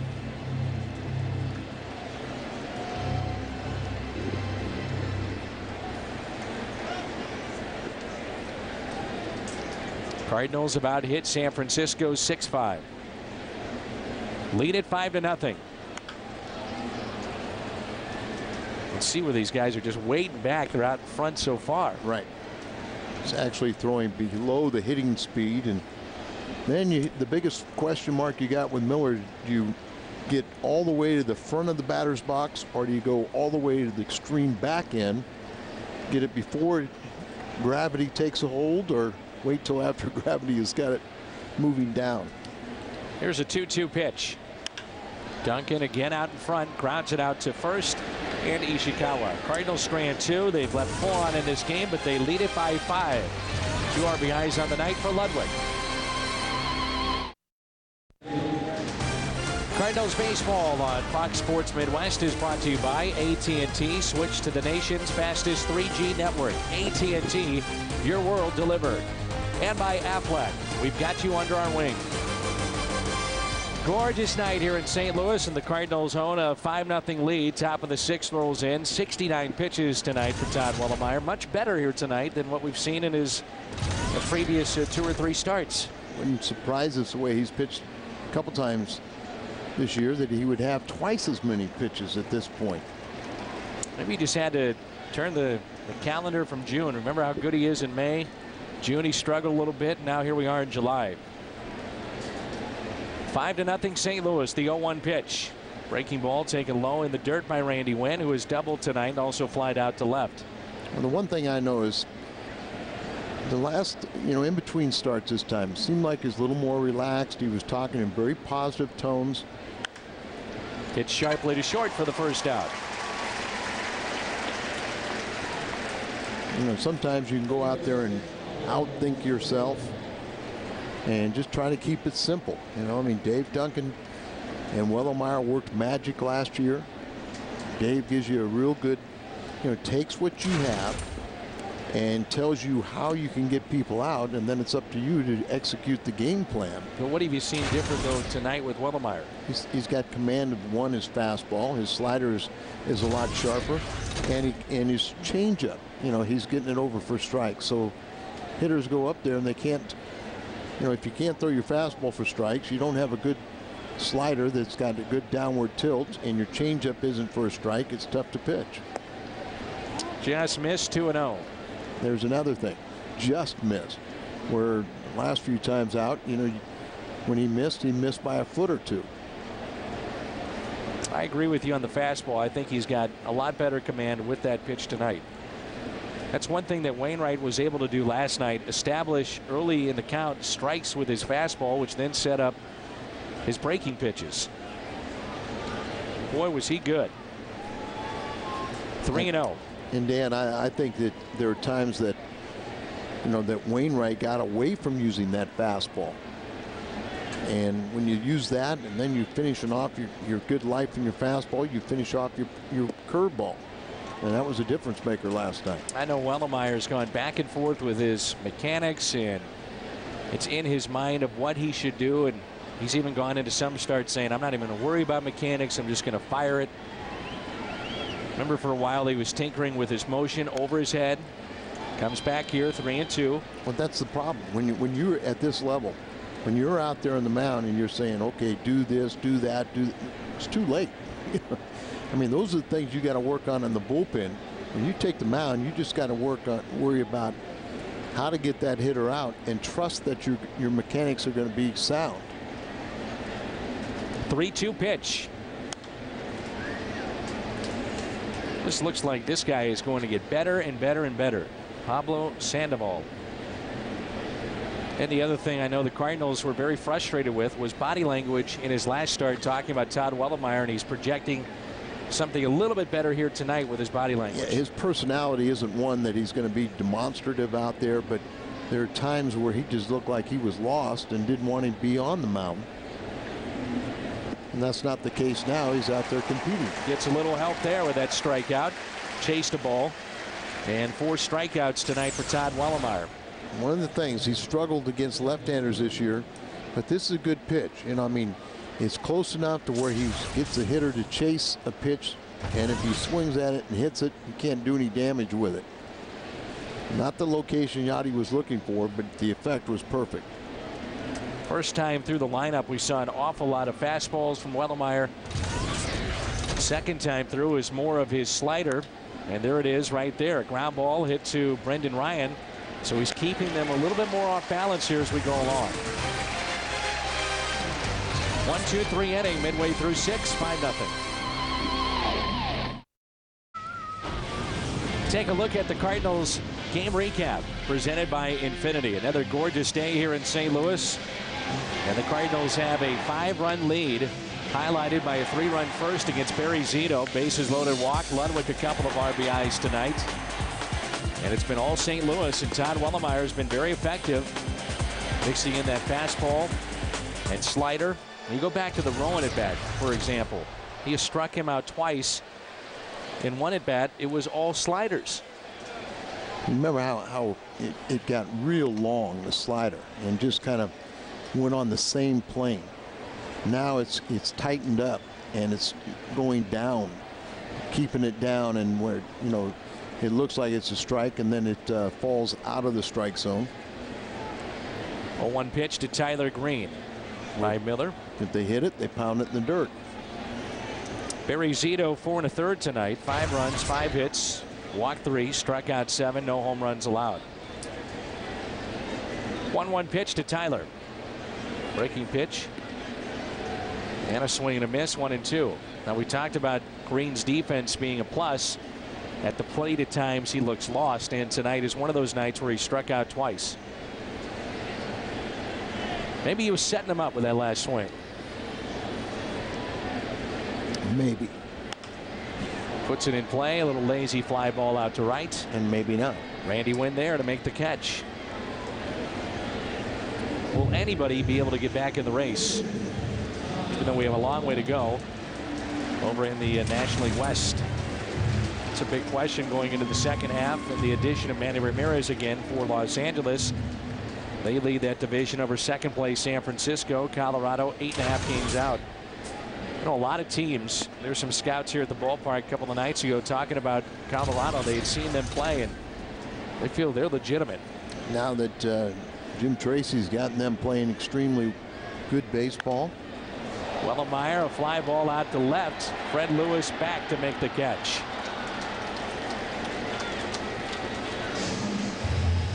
Friday, July 17th, 25,000 fans ages 16 and over receive a Pujols t-shirt courtesy of SpongeTech.com. For tickets, visit STLCardinals.com or call 314-345-9500. And it's only a 3-game homestand, and Arizona will be in town as the scouts are positioned right behind home plate.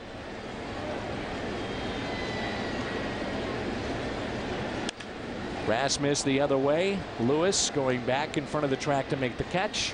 And the Cardinals go in order. Fred Lewis leads it off when we return.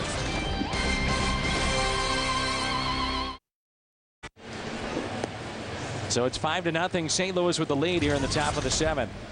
And Todd Wellemeyer back to work, and he'll face Fred Lewis, Juan Uribe, and Travis Ishikawa. Babe Ruth lost up to 75 home runs due to a pre-1931 rule that made the foul lines infinite. No going fence. and going and going and going. There you go.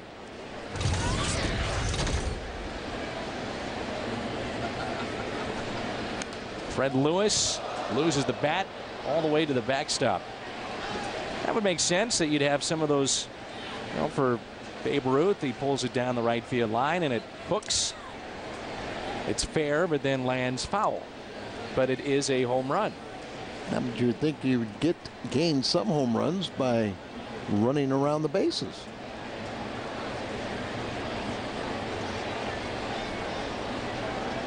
And it just keeps going and going and going.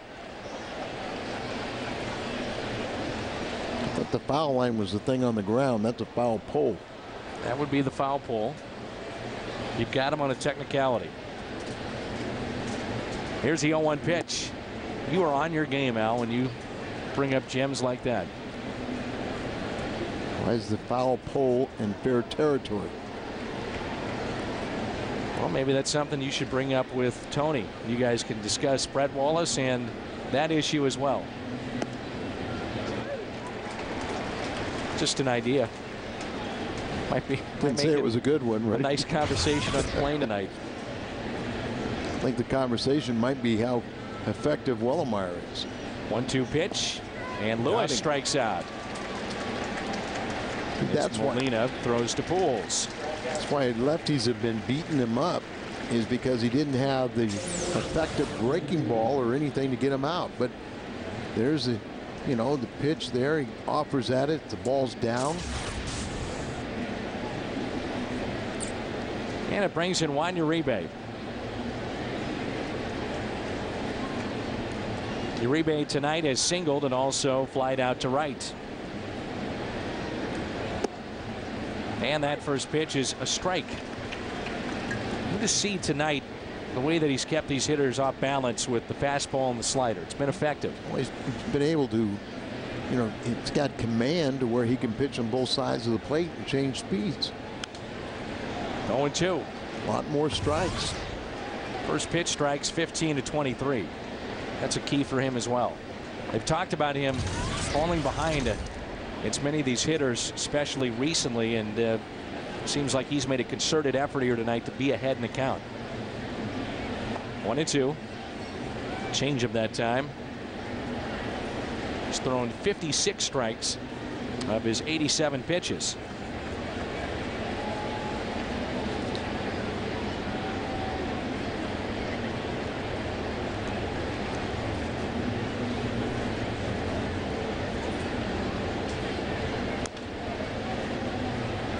One and two.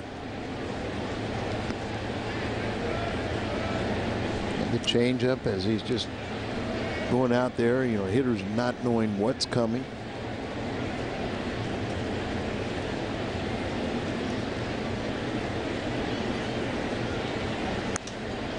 And a high fly ball out to left. That will stay in the park. Duncan over and on the track to make the catch.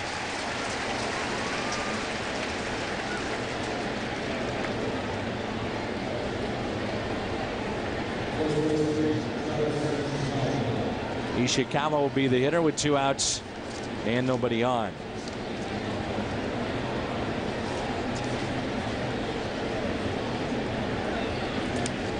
Have a situation in the Cincinnati series where you might use your bullpen a lot, as we've seen other series there. Duncan over and makes the catch on the line. Time to stretch. 5-0 Cardinals. Merkin Valdez is the new pitcher for the San Francisco Giants, and the Cardinals have a 5-0 lead. Home Depot defensive play of the game. And how about Brendan Ryan here with a double play and some nifty footwork? And over the bag, catches it, looks to the first as he's stepping on the bag and completes the double play. The Home Depot doing more on defense. Our Chevy called to the bullpen, and Brendan Ryan leads it off against Merkin Valdez, who has appeared in 4 of San Francisco's last 19 games. Lone reliever to appear last Friday night. A pair of walks in the 8th inning. It's allowed at least 1 hit or walk in 19 of his 22 games. Still, that's not a lot of work either. Nope. Right-handed batters have hit 241 against him with 1 home run, and lefties 167. Brendan Ryan, Skip Schumacher, and Albert Pujols. First pitch at the knees. Some finals today in baseball. Houston over San Diego 7-2, as that game was suspended briefly because of bees on the field at Petco Park. Mets over Pittsburgh 9-8. Cincinnati beat Arizona 3-2. Walt Jocketty now has a team that, at least on paper, is in contention. Cincinnati is only 3 games out. You wonder how active Walt will be. Oh, I think he will be very active. You know, he was competing for DeRosa also. 2 balls and a strike. And DeRosa, they're hoping that he would not miss all of the Cincinnati series. Well, if he got the cortisone shot, it's going to be a minimum 3 days with that. So hopeful that he could play as early as Saturday.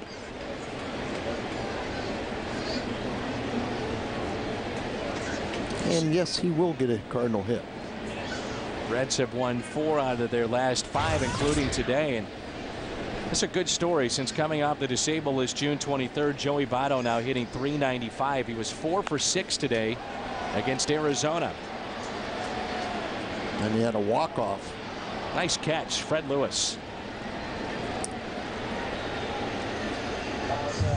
You just wonder about the future in the major leagues for Khalil Green, and they know that Votto is such a talented player, but can he piece it all together? Hot Shot Sports Bar and Grill with the Exmo cam and the catch and left. And I guess in Votto's case, his anxiety disorder started with grieving for his father. Dad passed away last year, and he said it was very difficult for him to come to the ballpark. Carried over to this season, even in spring training. He said it was very hard being all alone during spring training, and they think they've got that solved, though. And wasn't it, he was in his condo or living quarters and had to call 911 because he had one of those attacks and just felt like he couldn't breathe. 1 ball, 1 strike on Schumacher. A double tonight and an RBI. 1-2. 1 out, nobody on.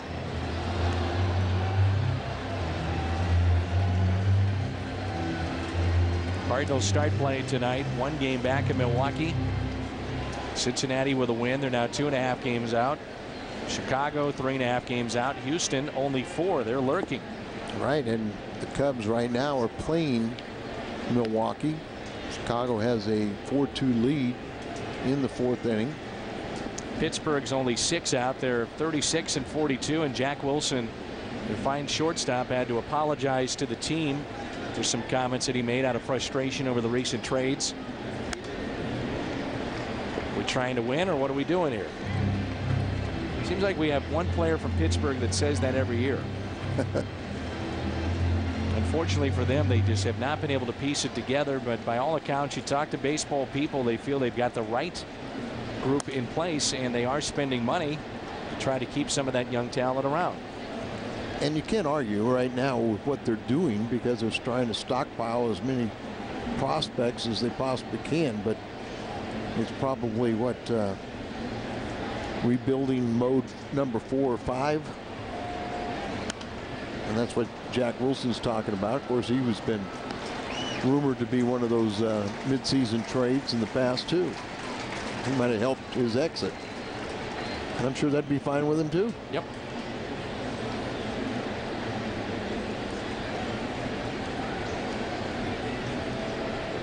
Two-two pitch with 1 out. Schumacher. Bad jump. Right center. Drops in for a hit. And there was basically no jump by Aaron Rowan, the center fielder, and almost a spectacular play there by Downs. Yeah, that's what I noticed is Rowan. And we noted, you know, they've been taking this former Gold Glove winner out for defense, but he does not get a jump. You see him out there in the middle of your picture, the center fielder, and he actually took a step back. I was watching him more so than thought that it was going to carry a lot further than it did. And Downs immediately went back on that ball, and as he should, unless he hears he's being called off. Here's Albert with 1 out. And a runner at first. Pujols tonight walked twice, called out on strikes his 2nd time up against Zito. Giovanni Soto, solo home run. The Cubs now lead at 5-2 over Milwaukee.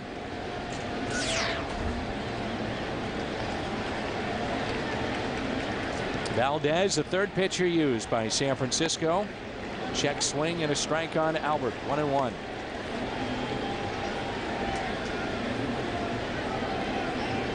Just a ridiculous month of June for Pujols.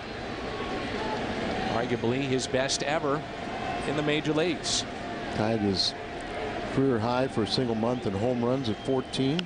Pujols hits it sharply to second. Out there on to first. 4-6-3 double play. We played 7 here at Busch Stadium in St. Louis. 5-0 Cardinals.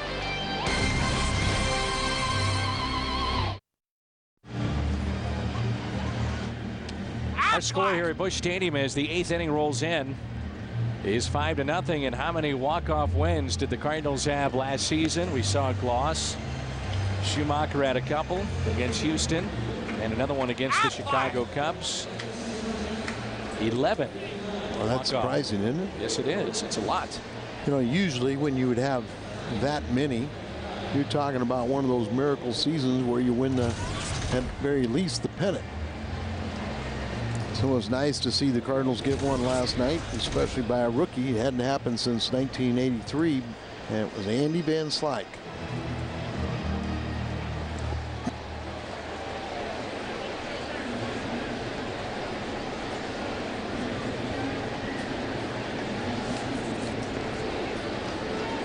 5-0 St. Louis, and the first pitch is strike. Downs here. Valdez's spot. Shire Holtz. He's on deck, and then we'll see Rowan. A swing and a miss. There's that slider again. 0-2.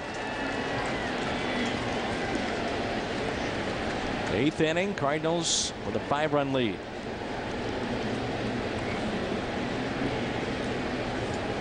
One of the teams the Cardinals will see an awful lot of in the second half, the Houston Astros. They have been here one time, and we have not been to their place. It's going to be good or bad that won't have that many. I know late September we see the Cubs. I think that's the final time after this next road trip.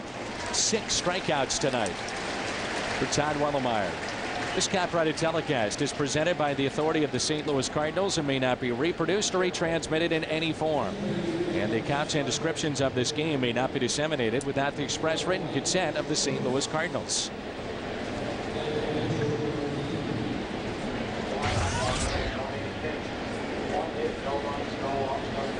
Well, Nate started the first 3 games of this series against the Cardinals off the bench tonight. Renteria is still there. Whiteside and Torres. Lines it into center field for a base hit. That was pitch number 95 for Todd Wellemeyer. Something about Shire Holtz that we've seen in the series. Very aggressive, especially early in the count. And a little surprising that he didn't start this game with the problem that Wellemeyer's had against left-handed batters. Shire Holtz has hit .407 with 3 doubles, 3 home runs, and 8 RBIs his last 17 games. Rowan 0 for 3, 2 strikeouts. And the first strikeout was all sliders, and then he mixed it up last time. Let's see how he starts him here. Fastball. Always interesting to go inside the game and inside at bat to at bat. A great game of baseball. Fastball away. Of course, Rowan was 3 for 7 previously against Wellemeyer. Fastball away, but just missing. 1-1. In the 4th inning, Cubs picked up 4 in the first, and they lead it 5-2 over Milwaukee. We'll keep an eye on that. And Reyes is staying on the mound. Metter's warming up for the slider. Metter's warming up for the Giants. Down. Just missed. Yeah, down, but in the middle of the plate, and I'd like to get a little further away, but Cardinals have turned 2 double plays tonight. One back in the second and the top of the second, and another in the 5th. Fastball away. The 2-1. Hit out to deep left field. Duncan back at the wall. It's gone into the bullpen. Giants get on the board. Down and in. 2-run homer for Aaron Rowan, his 9th of the season. He now has 35 RBIs. It's supposed to be a fastball away. It was down and on the inner part, just drops the bat head. So pitch by pitch brought to you by Chevrolet. Gets a strike, he gets ahead of him right now, and then he goes out there again, and he misses down and in, and then there was the killer one. Just really dropped that bat head. He wanted it to fastball away, and you see the glove comes right down and in, and Wellemeyer's had a great game, but everybody appreciates this, and this will give you an indication of the Cardinal fans trying to get him over the hump.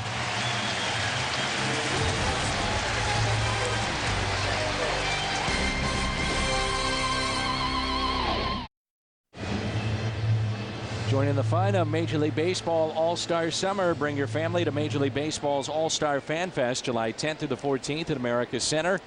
For tickets, go to allstargame.com or by calling 888-FANFEST. 39th appearance for Dennis Reyes, the 32-year-old lefty for the Cardinals. His 39 appearances lead St. Louis. Very good against lefties. They're only hitting .208 against him. You know what lefties are batting Trevor Miller against Trevor Miller? 120. Outstanding game for Todd Wellemeyer. Can only stand to be the winner in this game. You know what I like the best about Wellemeyer's outing was just he allowed just one walk. That walk was back in the 3rd inning to Matt Downs, the 8th place hitter. Derek Lee with a grand slam, now 9-2. Cubs lead it in the 4th against Milwaukee. So if the Cardinals hold on and the Cubs win, back in 1st place. 65 strikes for Wellemeyer at 99 pitches, and Randy Wynn used to be a pretty good hitter. He's a switch hitter, but pretty good against left-handers, 282 in his career. But this year, for whatever reason, he's really struggled. That's why I say he's pretty good off of lefties, but this year he's only batting 102 against left-handers, and he's 0 for his last 24. Foul ball, 3-2. 1 out, nobody on.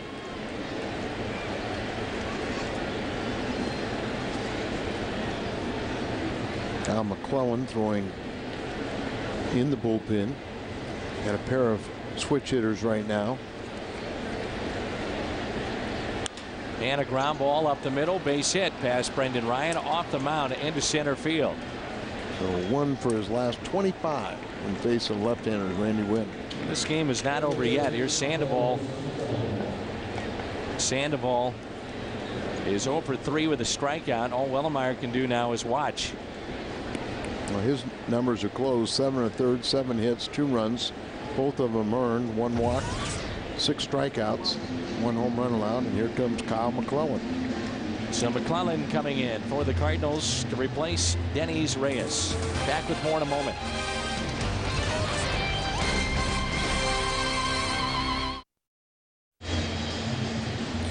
Welcome back. As Cardinals are having a little fun. They have a 5-2 lead over the Giants. You might wonder why Tony La Russa brought in Kyle McClellan with a switch hitter coming up. But Sandoval, a .316 hitter from the left side, nearly 400 when he's batting right-handed. And you saw those numbers for Kyle McClellan having another good year after an outstanding rookie season a year ago. Kyle from the St. Louis area, now 25 years of age and in his 2nd big league season. Good breaking ball, but doesn't get the call. As Kyle, selected in the 25th round in June 2002 draft, had a chance to go to Missouri, but signed with the Cardinals. Then he missed a couple years with elbow problems, and off-speed pitch has Sandoval way out in front. Never pitched above Double-A until last season, and broke with the big league club out of the bullpen and was the Cardinals Rookie of the Year.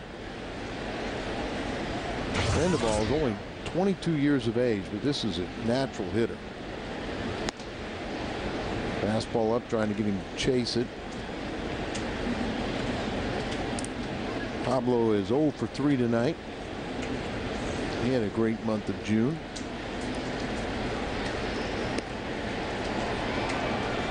And the count is full. Randy Wynn over at first base. Pablo a high average hitter, so you wonder if he'll send the runner. Trying to generate something.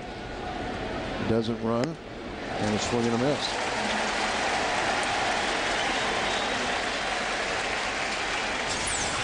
Kyle gets him to expand the zone. Fastball right there, pitcher's pitch. Only hope right there was to foul it off. Benji Molina, 1 for 3. Yadier's older brother. Leads all National League catchers in home runs and RBIs. Breaking ball, lifted out to left. Will it stay fair or foul? Right around the foul pole and just foul. He has 10 home runs, 46 RBIs. Just notice, Dan, as you look at this foul ball that just went foul, that He only has 3 walks on the season. Right, that's it. That's why his on-base percentage is so low. 3 walks. By the way, Derek Lee, we're talking about the fact that he had a grand slam. Also in that game, a 3-run homer in the first. So through 4 innings, Derek Lee, 2 home runs and 7 RBIs. Molina. Is that going to be a foul ball? Yes, it is. He'd be a better actor and go down to first base. You got to start shaking the hand. Sure. Go to one knee. Get the trainer out. Running in on there. There you see the foul ball. I don't think he could have acted that well. Nope. Same pitch. As Benji glares back at Cal McClellan. Or Yachty. That's right. What are you doing to me? Let's see what he wants here on 1 and 2. Curveball. It's got a good one. Good job of hitting there when you're backed off the plate twice with balls that are exploding late in, and then you throw that breaking ball out and away. He spoiled it. Looks like another family trait is they're pretty good at spoiling pitches. Yes, very much so. That curveball. Up the middle, base hit. Hard hit into center field, and now the tying run comes to the plate. Out to visit Dave Duncan.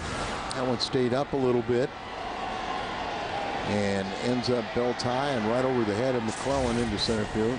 Pinch runner as Eli Whitesides, their backup catcher, will pinch run and go back behind the dish. We have seen this year where Tony La Russa has gone to Ryan Franklin multiple innings. And here we are, 2 outs, tying run coming to the plate. He was used, though, last night, which may play into the decision here. Also, you have faith in McClellan, but at times we've seen him bring Franklin in, and now he starts to get loose. Well, this is very important to win this ball game, set the tone for the road trip, as it's going to be a crucial road trip. You're facing 3 of the best teams in your division. And Lewis hits it out of play. And with a Cardinal victory here tonight and what appears to be a Brewers loss, Cardinals would have a share of first place. But Cincinnati, the Cubs, and also Houston right on nipping at the heels of whoever's in first.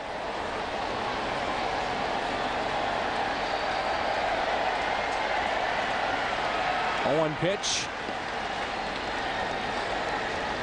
1 ball, 1 strike. So Lewis here, Uribe on deck.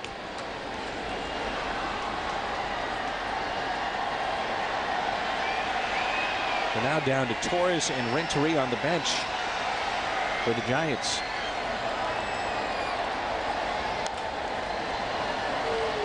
One ball and 2 strikes. This crowd has enjoyed this one tonight. Cardinals had a 5-0 lead. It's been cut into with a 2-run homer.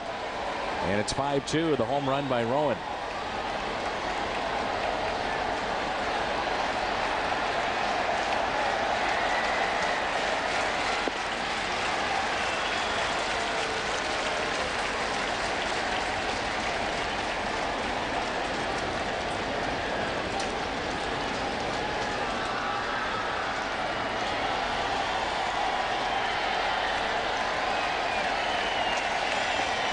Good pick by Molina.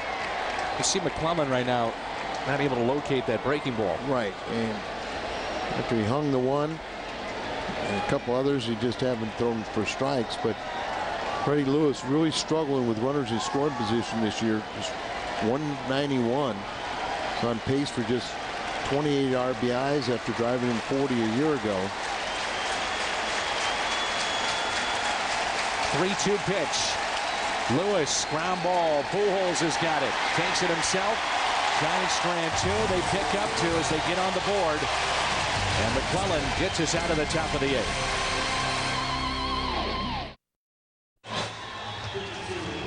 8th. Aaron Rowan with our prime cut, brought to you by Hardee's.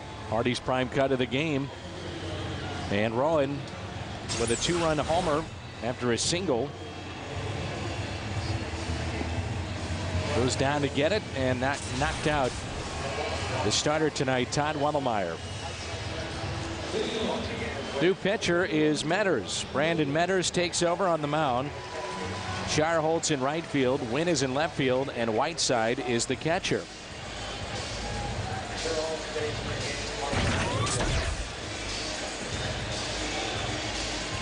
Numbers on Metters this season: 31st appearance. Opponents hitting .273 against him. Ryan Ludwig, tonight's cleanup man for the Cardinals, leads it off. It'll be Ludwig, Molina, and Duncan.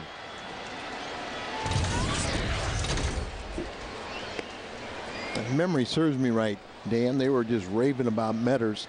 They were. When we were out in San Francisco, he's had a little hard luck of late.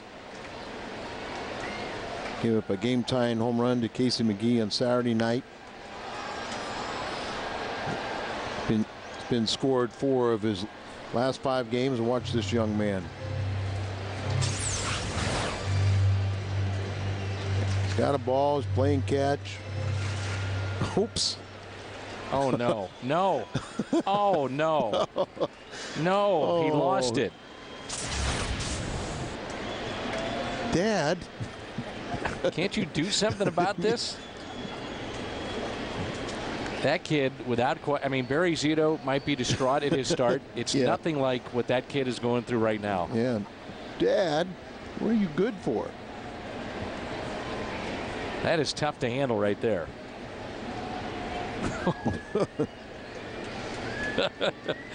Here's a 1-2 pitch. And you would know if any of those players realized what had happened, they would retrieve it and give it back to him, but they probably thought somebody's throwing at them. The guys in the truck said, watch this. My heart sank when I saw the little kid and the ball going. Oh no.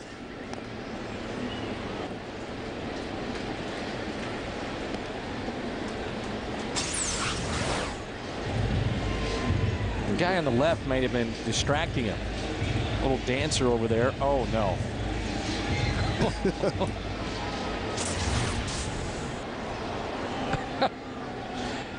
That poor little guy. 2-2 on Ludwig. Can't James do something? You know, James is down there running our camera. Yeah. That's a good point, Al. Yeah, James ought to help out. There's James. You got to go do something, James. Poor guy won't sleep tonight. Ludwig grounds it to third. And the first out here in the bottom of the 8th.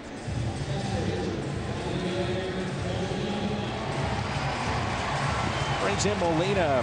Walked for the bases loaded in the first. Popped out to second and lined out to left. Yadier Molina. That'd be great. Yadi makes the All-Star team. Looks like he will too. Should.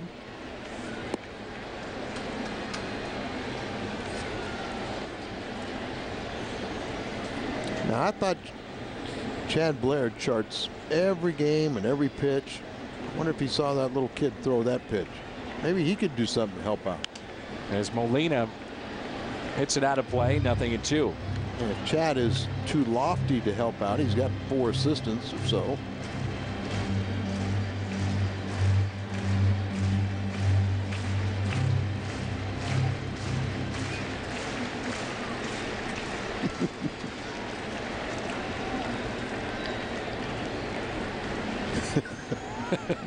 Here's the 0-2. Molina with a base hit into right field.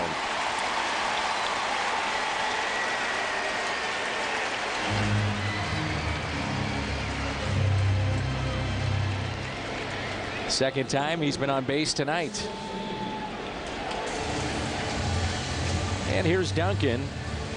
Duncan with an RBI first inning. Struck out in the 4th and grounded out. 5-2 St. Louis. Cardinals with 3 runs in the first against Zito, 2 more in the 5th.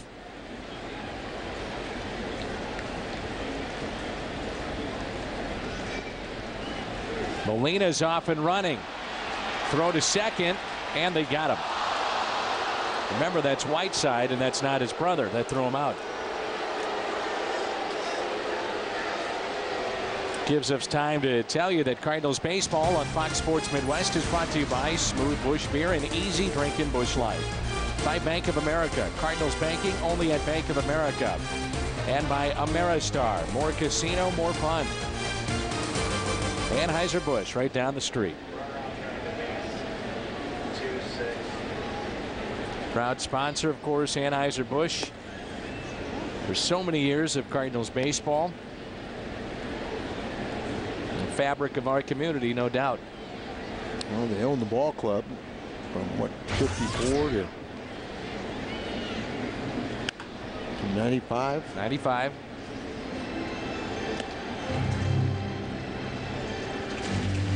I know you had a chance to meet the president of Anheuser-Busch, David Peacock, yes. as David was in our booth a few weeks ago with his kids.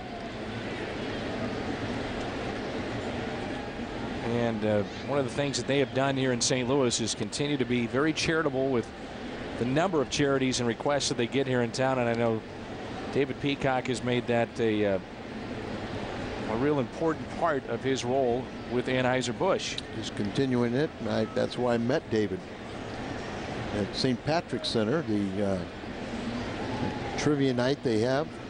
He's a wonderful guy and is doing some great things. Duncan grounds out, and we head to the ninth. They are distraught.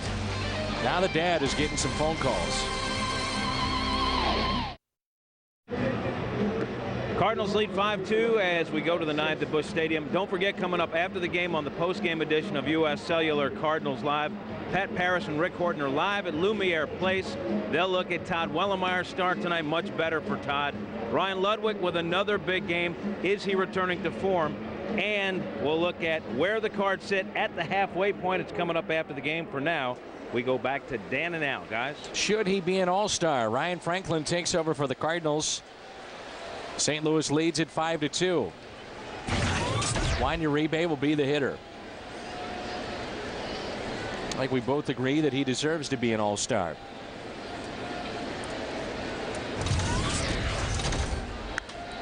First pitch popped up. Joe Ludwig doesn't see it. Joe Thurston just checked in the game at second base. Makes the catch. Schumacher is shifted to left field, and of course Franklin is the new pitcher. I was watching Ludwig, and he didn't see it. Now he's telling the infielders to help him out, as we normally experience that early in a ball game. But here it's in the ninth inning with the earlier start. 2/3 of an inning, 1 hit, no runs, no walks, 1 strikeout.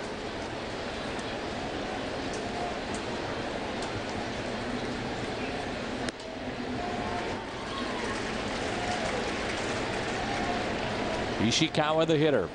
First pitch is strike. We were talking about earlier, McClellan got out of his little 8th inning jam, but I don't think Tony ever really worries about extending Franklin because he's so efficient. He gets a lot of first pitch outs, throws very few pitches in his saves. Will he get, though, enough recognition? There's a lot of very good closers. Wilson of San Francisco. K-Rod of the Mets. Houston Street, a good season. Jonathan Broxton of the Dodgers. Hard-throwing right-hander. 1 ball and 2 strikes. Ishikawa tonight is grounded into a double play. Singled in the 5th and flied out to left. Best thing his teammates can do is get him into first place, and then it makes a little more sense to have a minimum of 3 representatives, for a first place club. And I was thinking that as well, and this next week could be very important for Franklin and the team. You win games, and you would have to figure that he would play a factor in those wins with saves. Right. They're going to look at if the Cardinals have 2 starters in Pujols and Molina, which deserve to do it, they win on the vote. Take a look at our Budweiser player of the game. Budweiser, the great American lager. Haven't said this name for a long time, have No, we? we haven't. Todd Wellemeyer pitched into the 8th, 7 hits, 2 runs. Both were earned, 1 walk. As you mentioned, that really stands out about the start.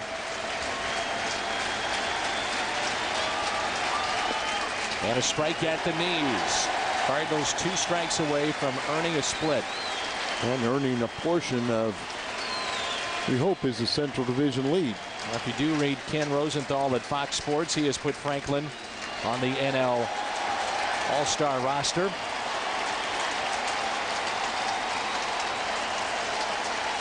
One more strike. Let's go. Will they get a ball before this game's over? Give a save to Franklin, maybe a save for Jim Hayes.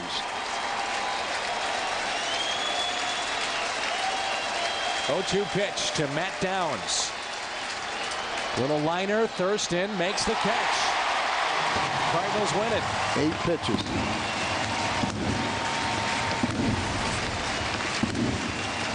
Some happy kids for the moment. So the Cardinals earn a split, and we head to Cincinnati, Milwaukee, and then Chicago. Final tonight, 5-2.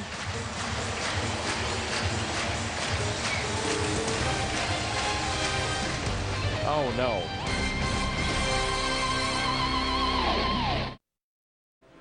The game is over with a Cardinals victory over the Giants as they salvage a split.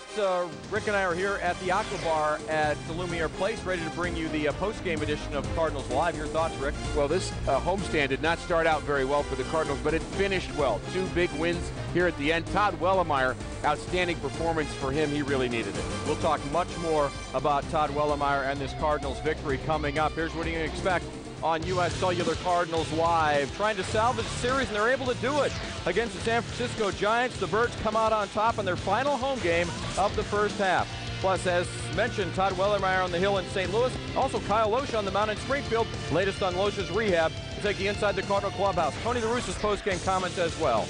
Happy birthday, Larry David. U.S. Cellular Cardinals Live is going to be pretty good. And it's coming up next. Welcome to U.S. Cellular Cardinals Live. Well, a real mishap tonight at Busch Stadium as a young fan misplays his own baseball and it goes into the dugout, and, well, he's without a souvenir. Boy, But that's a sad story. it is, but thanks to the pleas of Dan McLaughlin and Al Roboski, the youngster behind the Cardinal dugout gets a ball back. This one is signed by none other than Ryan Ludwig, one of the heroes of tonight's game, and so Happy everyone ending. goes home happy. I love happy endings. At Busch Stadium. We are near Busch Stadium at Lumiere Place in downtown St. Louis, the home of U.S. Cellular Cardinals Live, the Aqua Bar at the main entrance to the casino inside Lumiere Place, where you can find us after Thursday, Friday, and Saturday home games here on Fox Sports Midwest. Hello, everybody, and welcome inside the Aqua Bar with the former Cardinal hurler Rick Horton. I'm Pat Ferris. It is U.S. Cellular Cardinals Live. Coming up, we're going to take you back to Busch Stadium. You're going to have plenty of player reaction. Tony La Russa's thoughts about this win as well. We're going to break down Todd Wellemeyer's start and the very latest on how Kyle Loesch is doing in his rehab start down in Springfield. First, though, a quick thought from you. Last night it was the team coming together in the walk-off win. Tonight it was a real team victory in a lot of ways. Different kind of win tonight. Last night they had the walk-off. Today they won the game the way they've been winning this year. That is by scoring first. When the Cardinals score first, they tend to win 25-5 when they score in the first inning, and tonight was one of those games. Let's remind folks how they can participate in the program as well, because it is U.S. Cellular text time.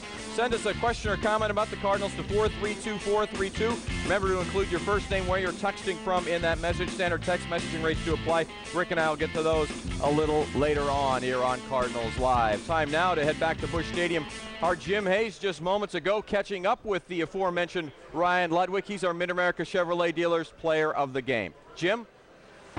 Another big game for Ryan Ludwig tonight. Ryan, you guys head on a road trip now where you face a lot of tough teams from the Central. How important to get the win here, get a back-to-back wins, get a little momentum going? Well, I mean, it's huge. We lost the first 2 of the series, and to be able to come back and even things up right before we go on this road trip's nice. You know, we got 3 opposing teams coming up that are all right there with us in the thick of things, so it was a nice win. I know you say you've been hitting the ball well for quite some time. Now the hits are coming in bunches, balls are finding gaps. What's the difference? Just you know, really focusing on trying to put together good at bats, shrink the zone, and get a good pitch to hit. You know, that's it. Another guy who had been scuffling a little bit, Todd Wellemeyer. He was outstanding tonight. How good to see Todd get back in the groove. Oh, it's wonderful. I mean, he did an outstanding job. I mean, just again, you know, all-around team effort, big win. To hear the starting pitcher say it, the mustache has an effect. Is there anything to that? I don't know. So far, so good. I mean, I think we're 2-0 with the mustache, so maybe there's something to it. Ryan, thanks for the time. Congratulations. Ryan Ludwig, we send it back to you, Pat. Jim, thanks very much. I think Rick and I, we believe in the mustache, the power of the mustache in some ways, if they're believing in it, that's all that really matters. That's all that matters is the starters are believing in it. Let's go view from the booth now. From down on the field, we go up to the broadcast booth at Busch Stadium. Dan McLaughlin, Al Rabowski rejoin us to put a wrap on this one as the Cardinals salvage a split in this series, guys. At the end of the game, I was almost more concerned about the kid getting his baseball. Nice of Ryan Ludwig to sign it and autograph it, and Jim Hayes to do the diligent work to make sure the young man goes home happy. That was good to see. He was going home happy not only because he got a ball back, now this one with an autograph on it, but a big Cardinal win. This was very important to have this kind of win to set off this tone for the road trip. And Ludwig right in the middle of it. So much of it depends on Ryan Ludwig. Protection for Albert. They walked him twice. Both times, Ludwig comes through with RBI base hits. And another story tonight for the Cardinals, no doubt. Right-hander Todd Wellemeyer, only one walk. He pitches into the 8th, and he looked good. He really did. You know, he gave up the one mistake there at the end, the 2-run home run by Rowan, but everything prior to that was he was in good control, good command, and this is the first time we really saw him pitch like last year. All right, Pat and Ricky, let's send it back to you.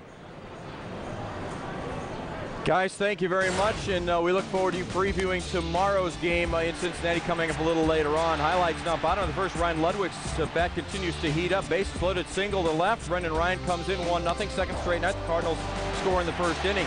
Not done. Next batter, Yadier Molina draws a bases loaded walk. Skip Schumacher comes in 2-0. They'd add one more in the inning, take a 3-zip lead.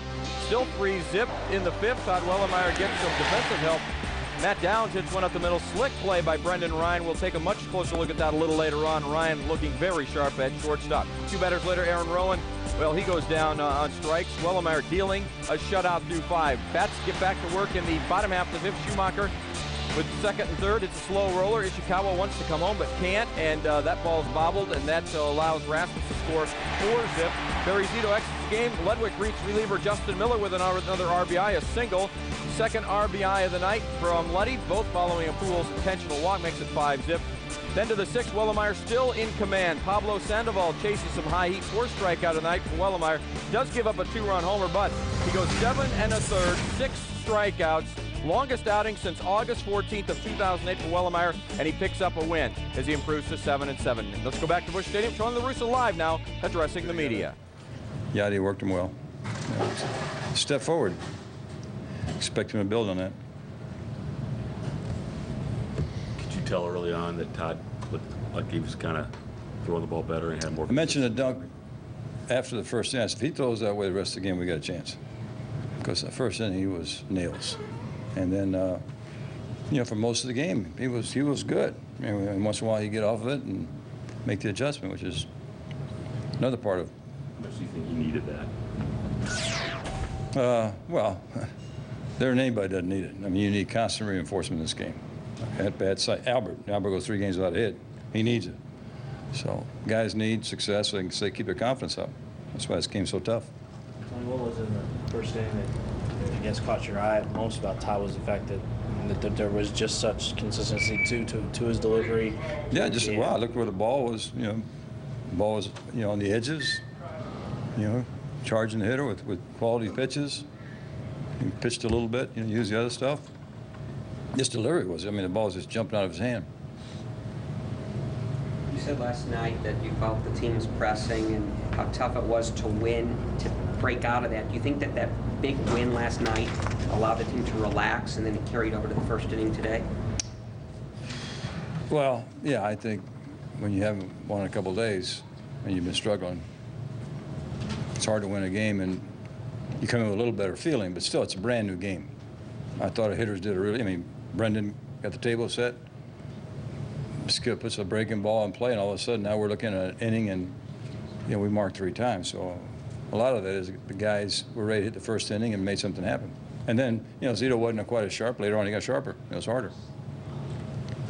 You look at the last 2 nights, what Ryan has done after an intentional walk to Albert is something that stands out. Well, there's scouting reports. There's advanced scouts. I mean, the more he's himself, which he's certainly looking like it, the tougher it's going to be to make that move. I mean, you certainly can't second guess Bruce, but it gets tougher. So was that a tough play, double play, Ryan, the 4-3 double play where Ryan fields it near the base, and I mean, it kind of had looked like it had some awkward spin on it. Yeah, it did. I mean, it kind of ate him up, and he still was able to secure it, touch it, and throw it first. I mean, it was catching the ball without booting it was a play. The footwork to touch the bag, and the awkward throw to first or something on it. Each one of them by himself was exceptional. You put 3 together, it's highlight material. It got a while from the guys in the dugout. I mean, they're hardcore, and that one got a response. What did you think of the way that Brendan hit the ball tonight, kind of breaking out of a slump that he was in? Well, I don't know. I don't think he's been in a slump. I mean, his average has been right around 300. He's been hitting the ball hard. The ball's got to fall. That's why you got to keep hitting it, because they're going to catch some of them. But he's done a very good job against left-hand pitchers as our leadoff man.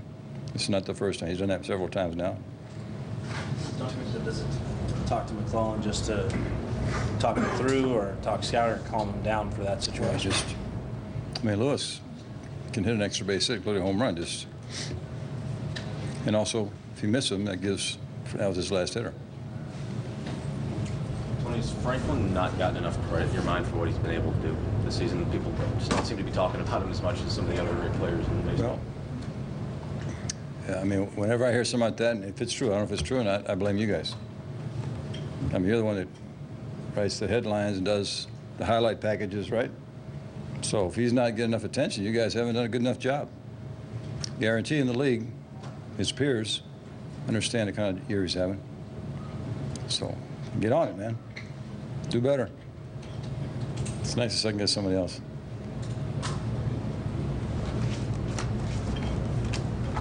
What else we got?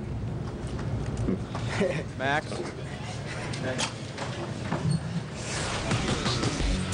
Well, from Tony La Russa, we go to our first U.S. Cellular text time text message. It's from Seth in Hazelwood. How about the job Ryan Franklin is doing? Can we say all-star? And we should say all-star. Rick, he becomes just the 4th Cardinal with 19 or more saves before the all-star break. Joins the list that, it only includes 3 other names. Jason Isringhausen, Lee Smith, and Bruce Sutter. Not a bad list to be a part of.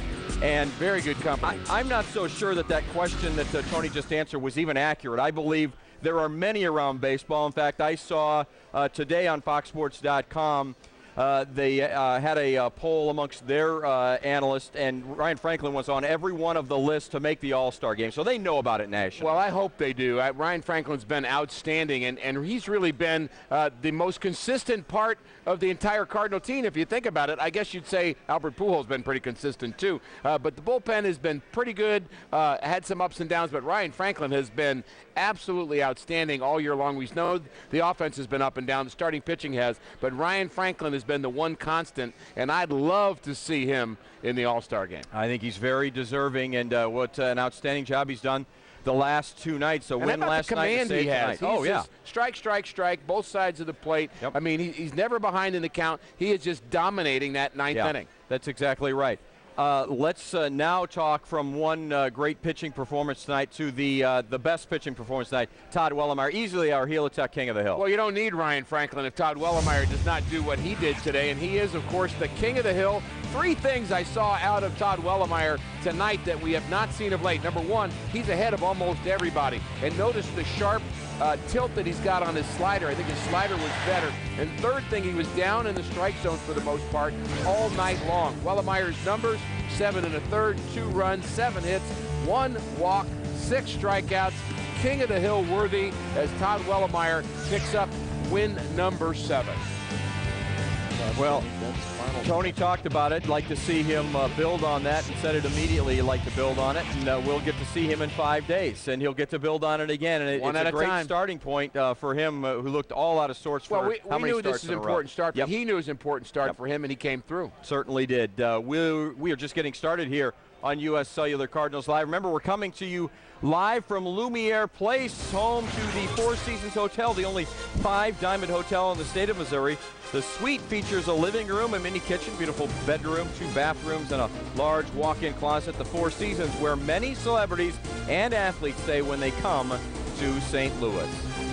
When we continue on U.S. Cellular Cardinals Live, we'll talk much more about the offense. Ryan Ludwig will talk about that when we continue.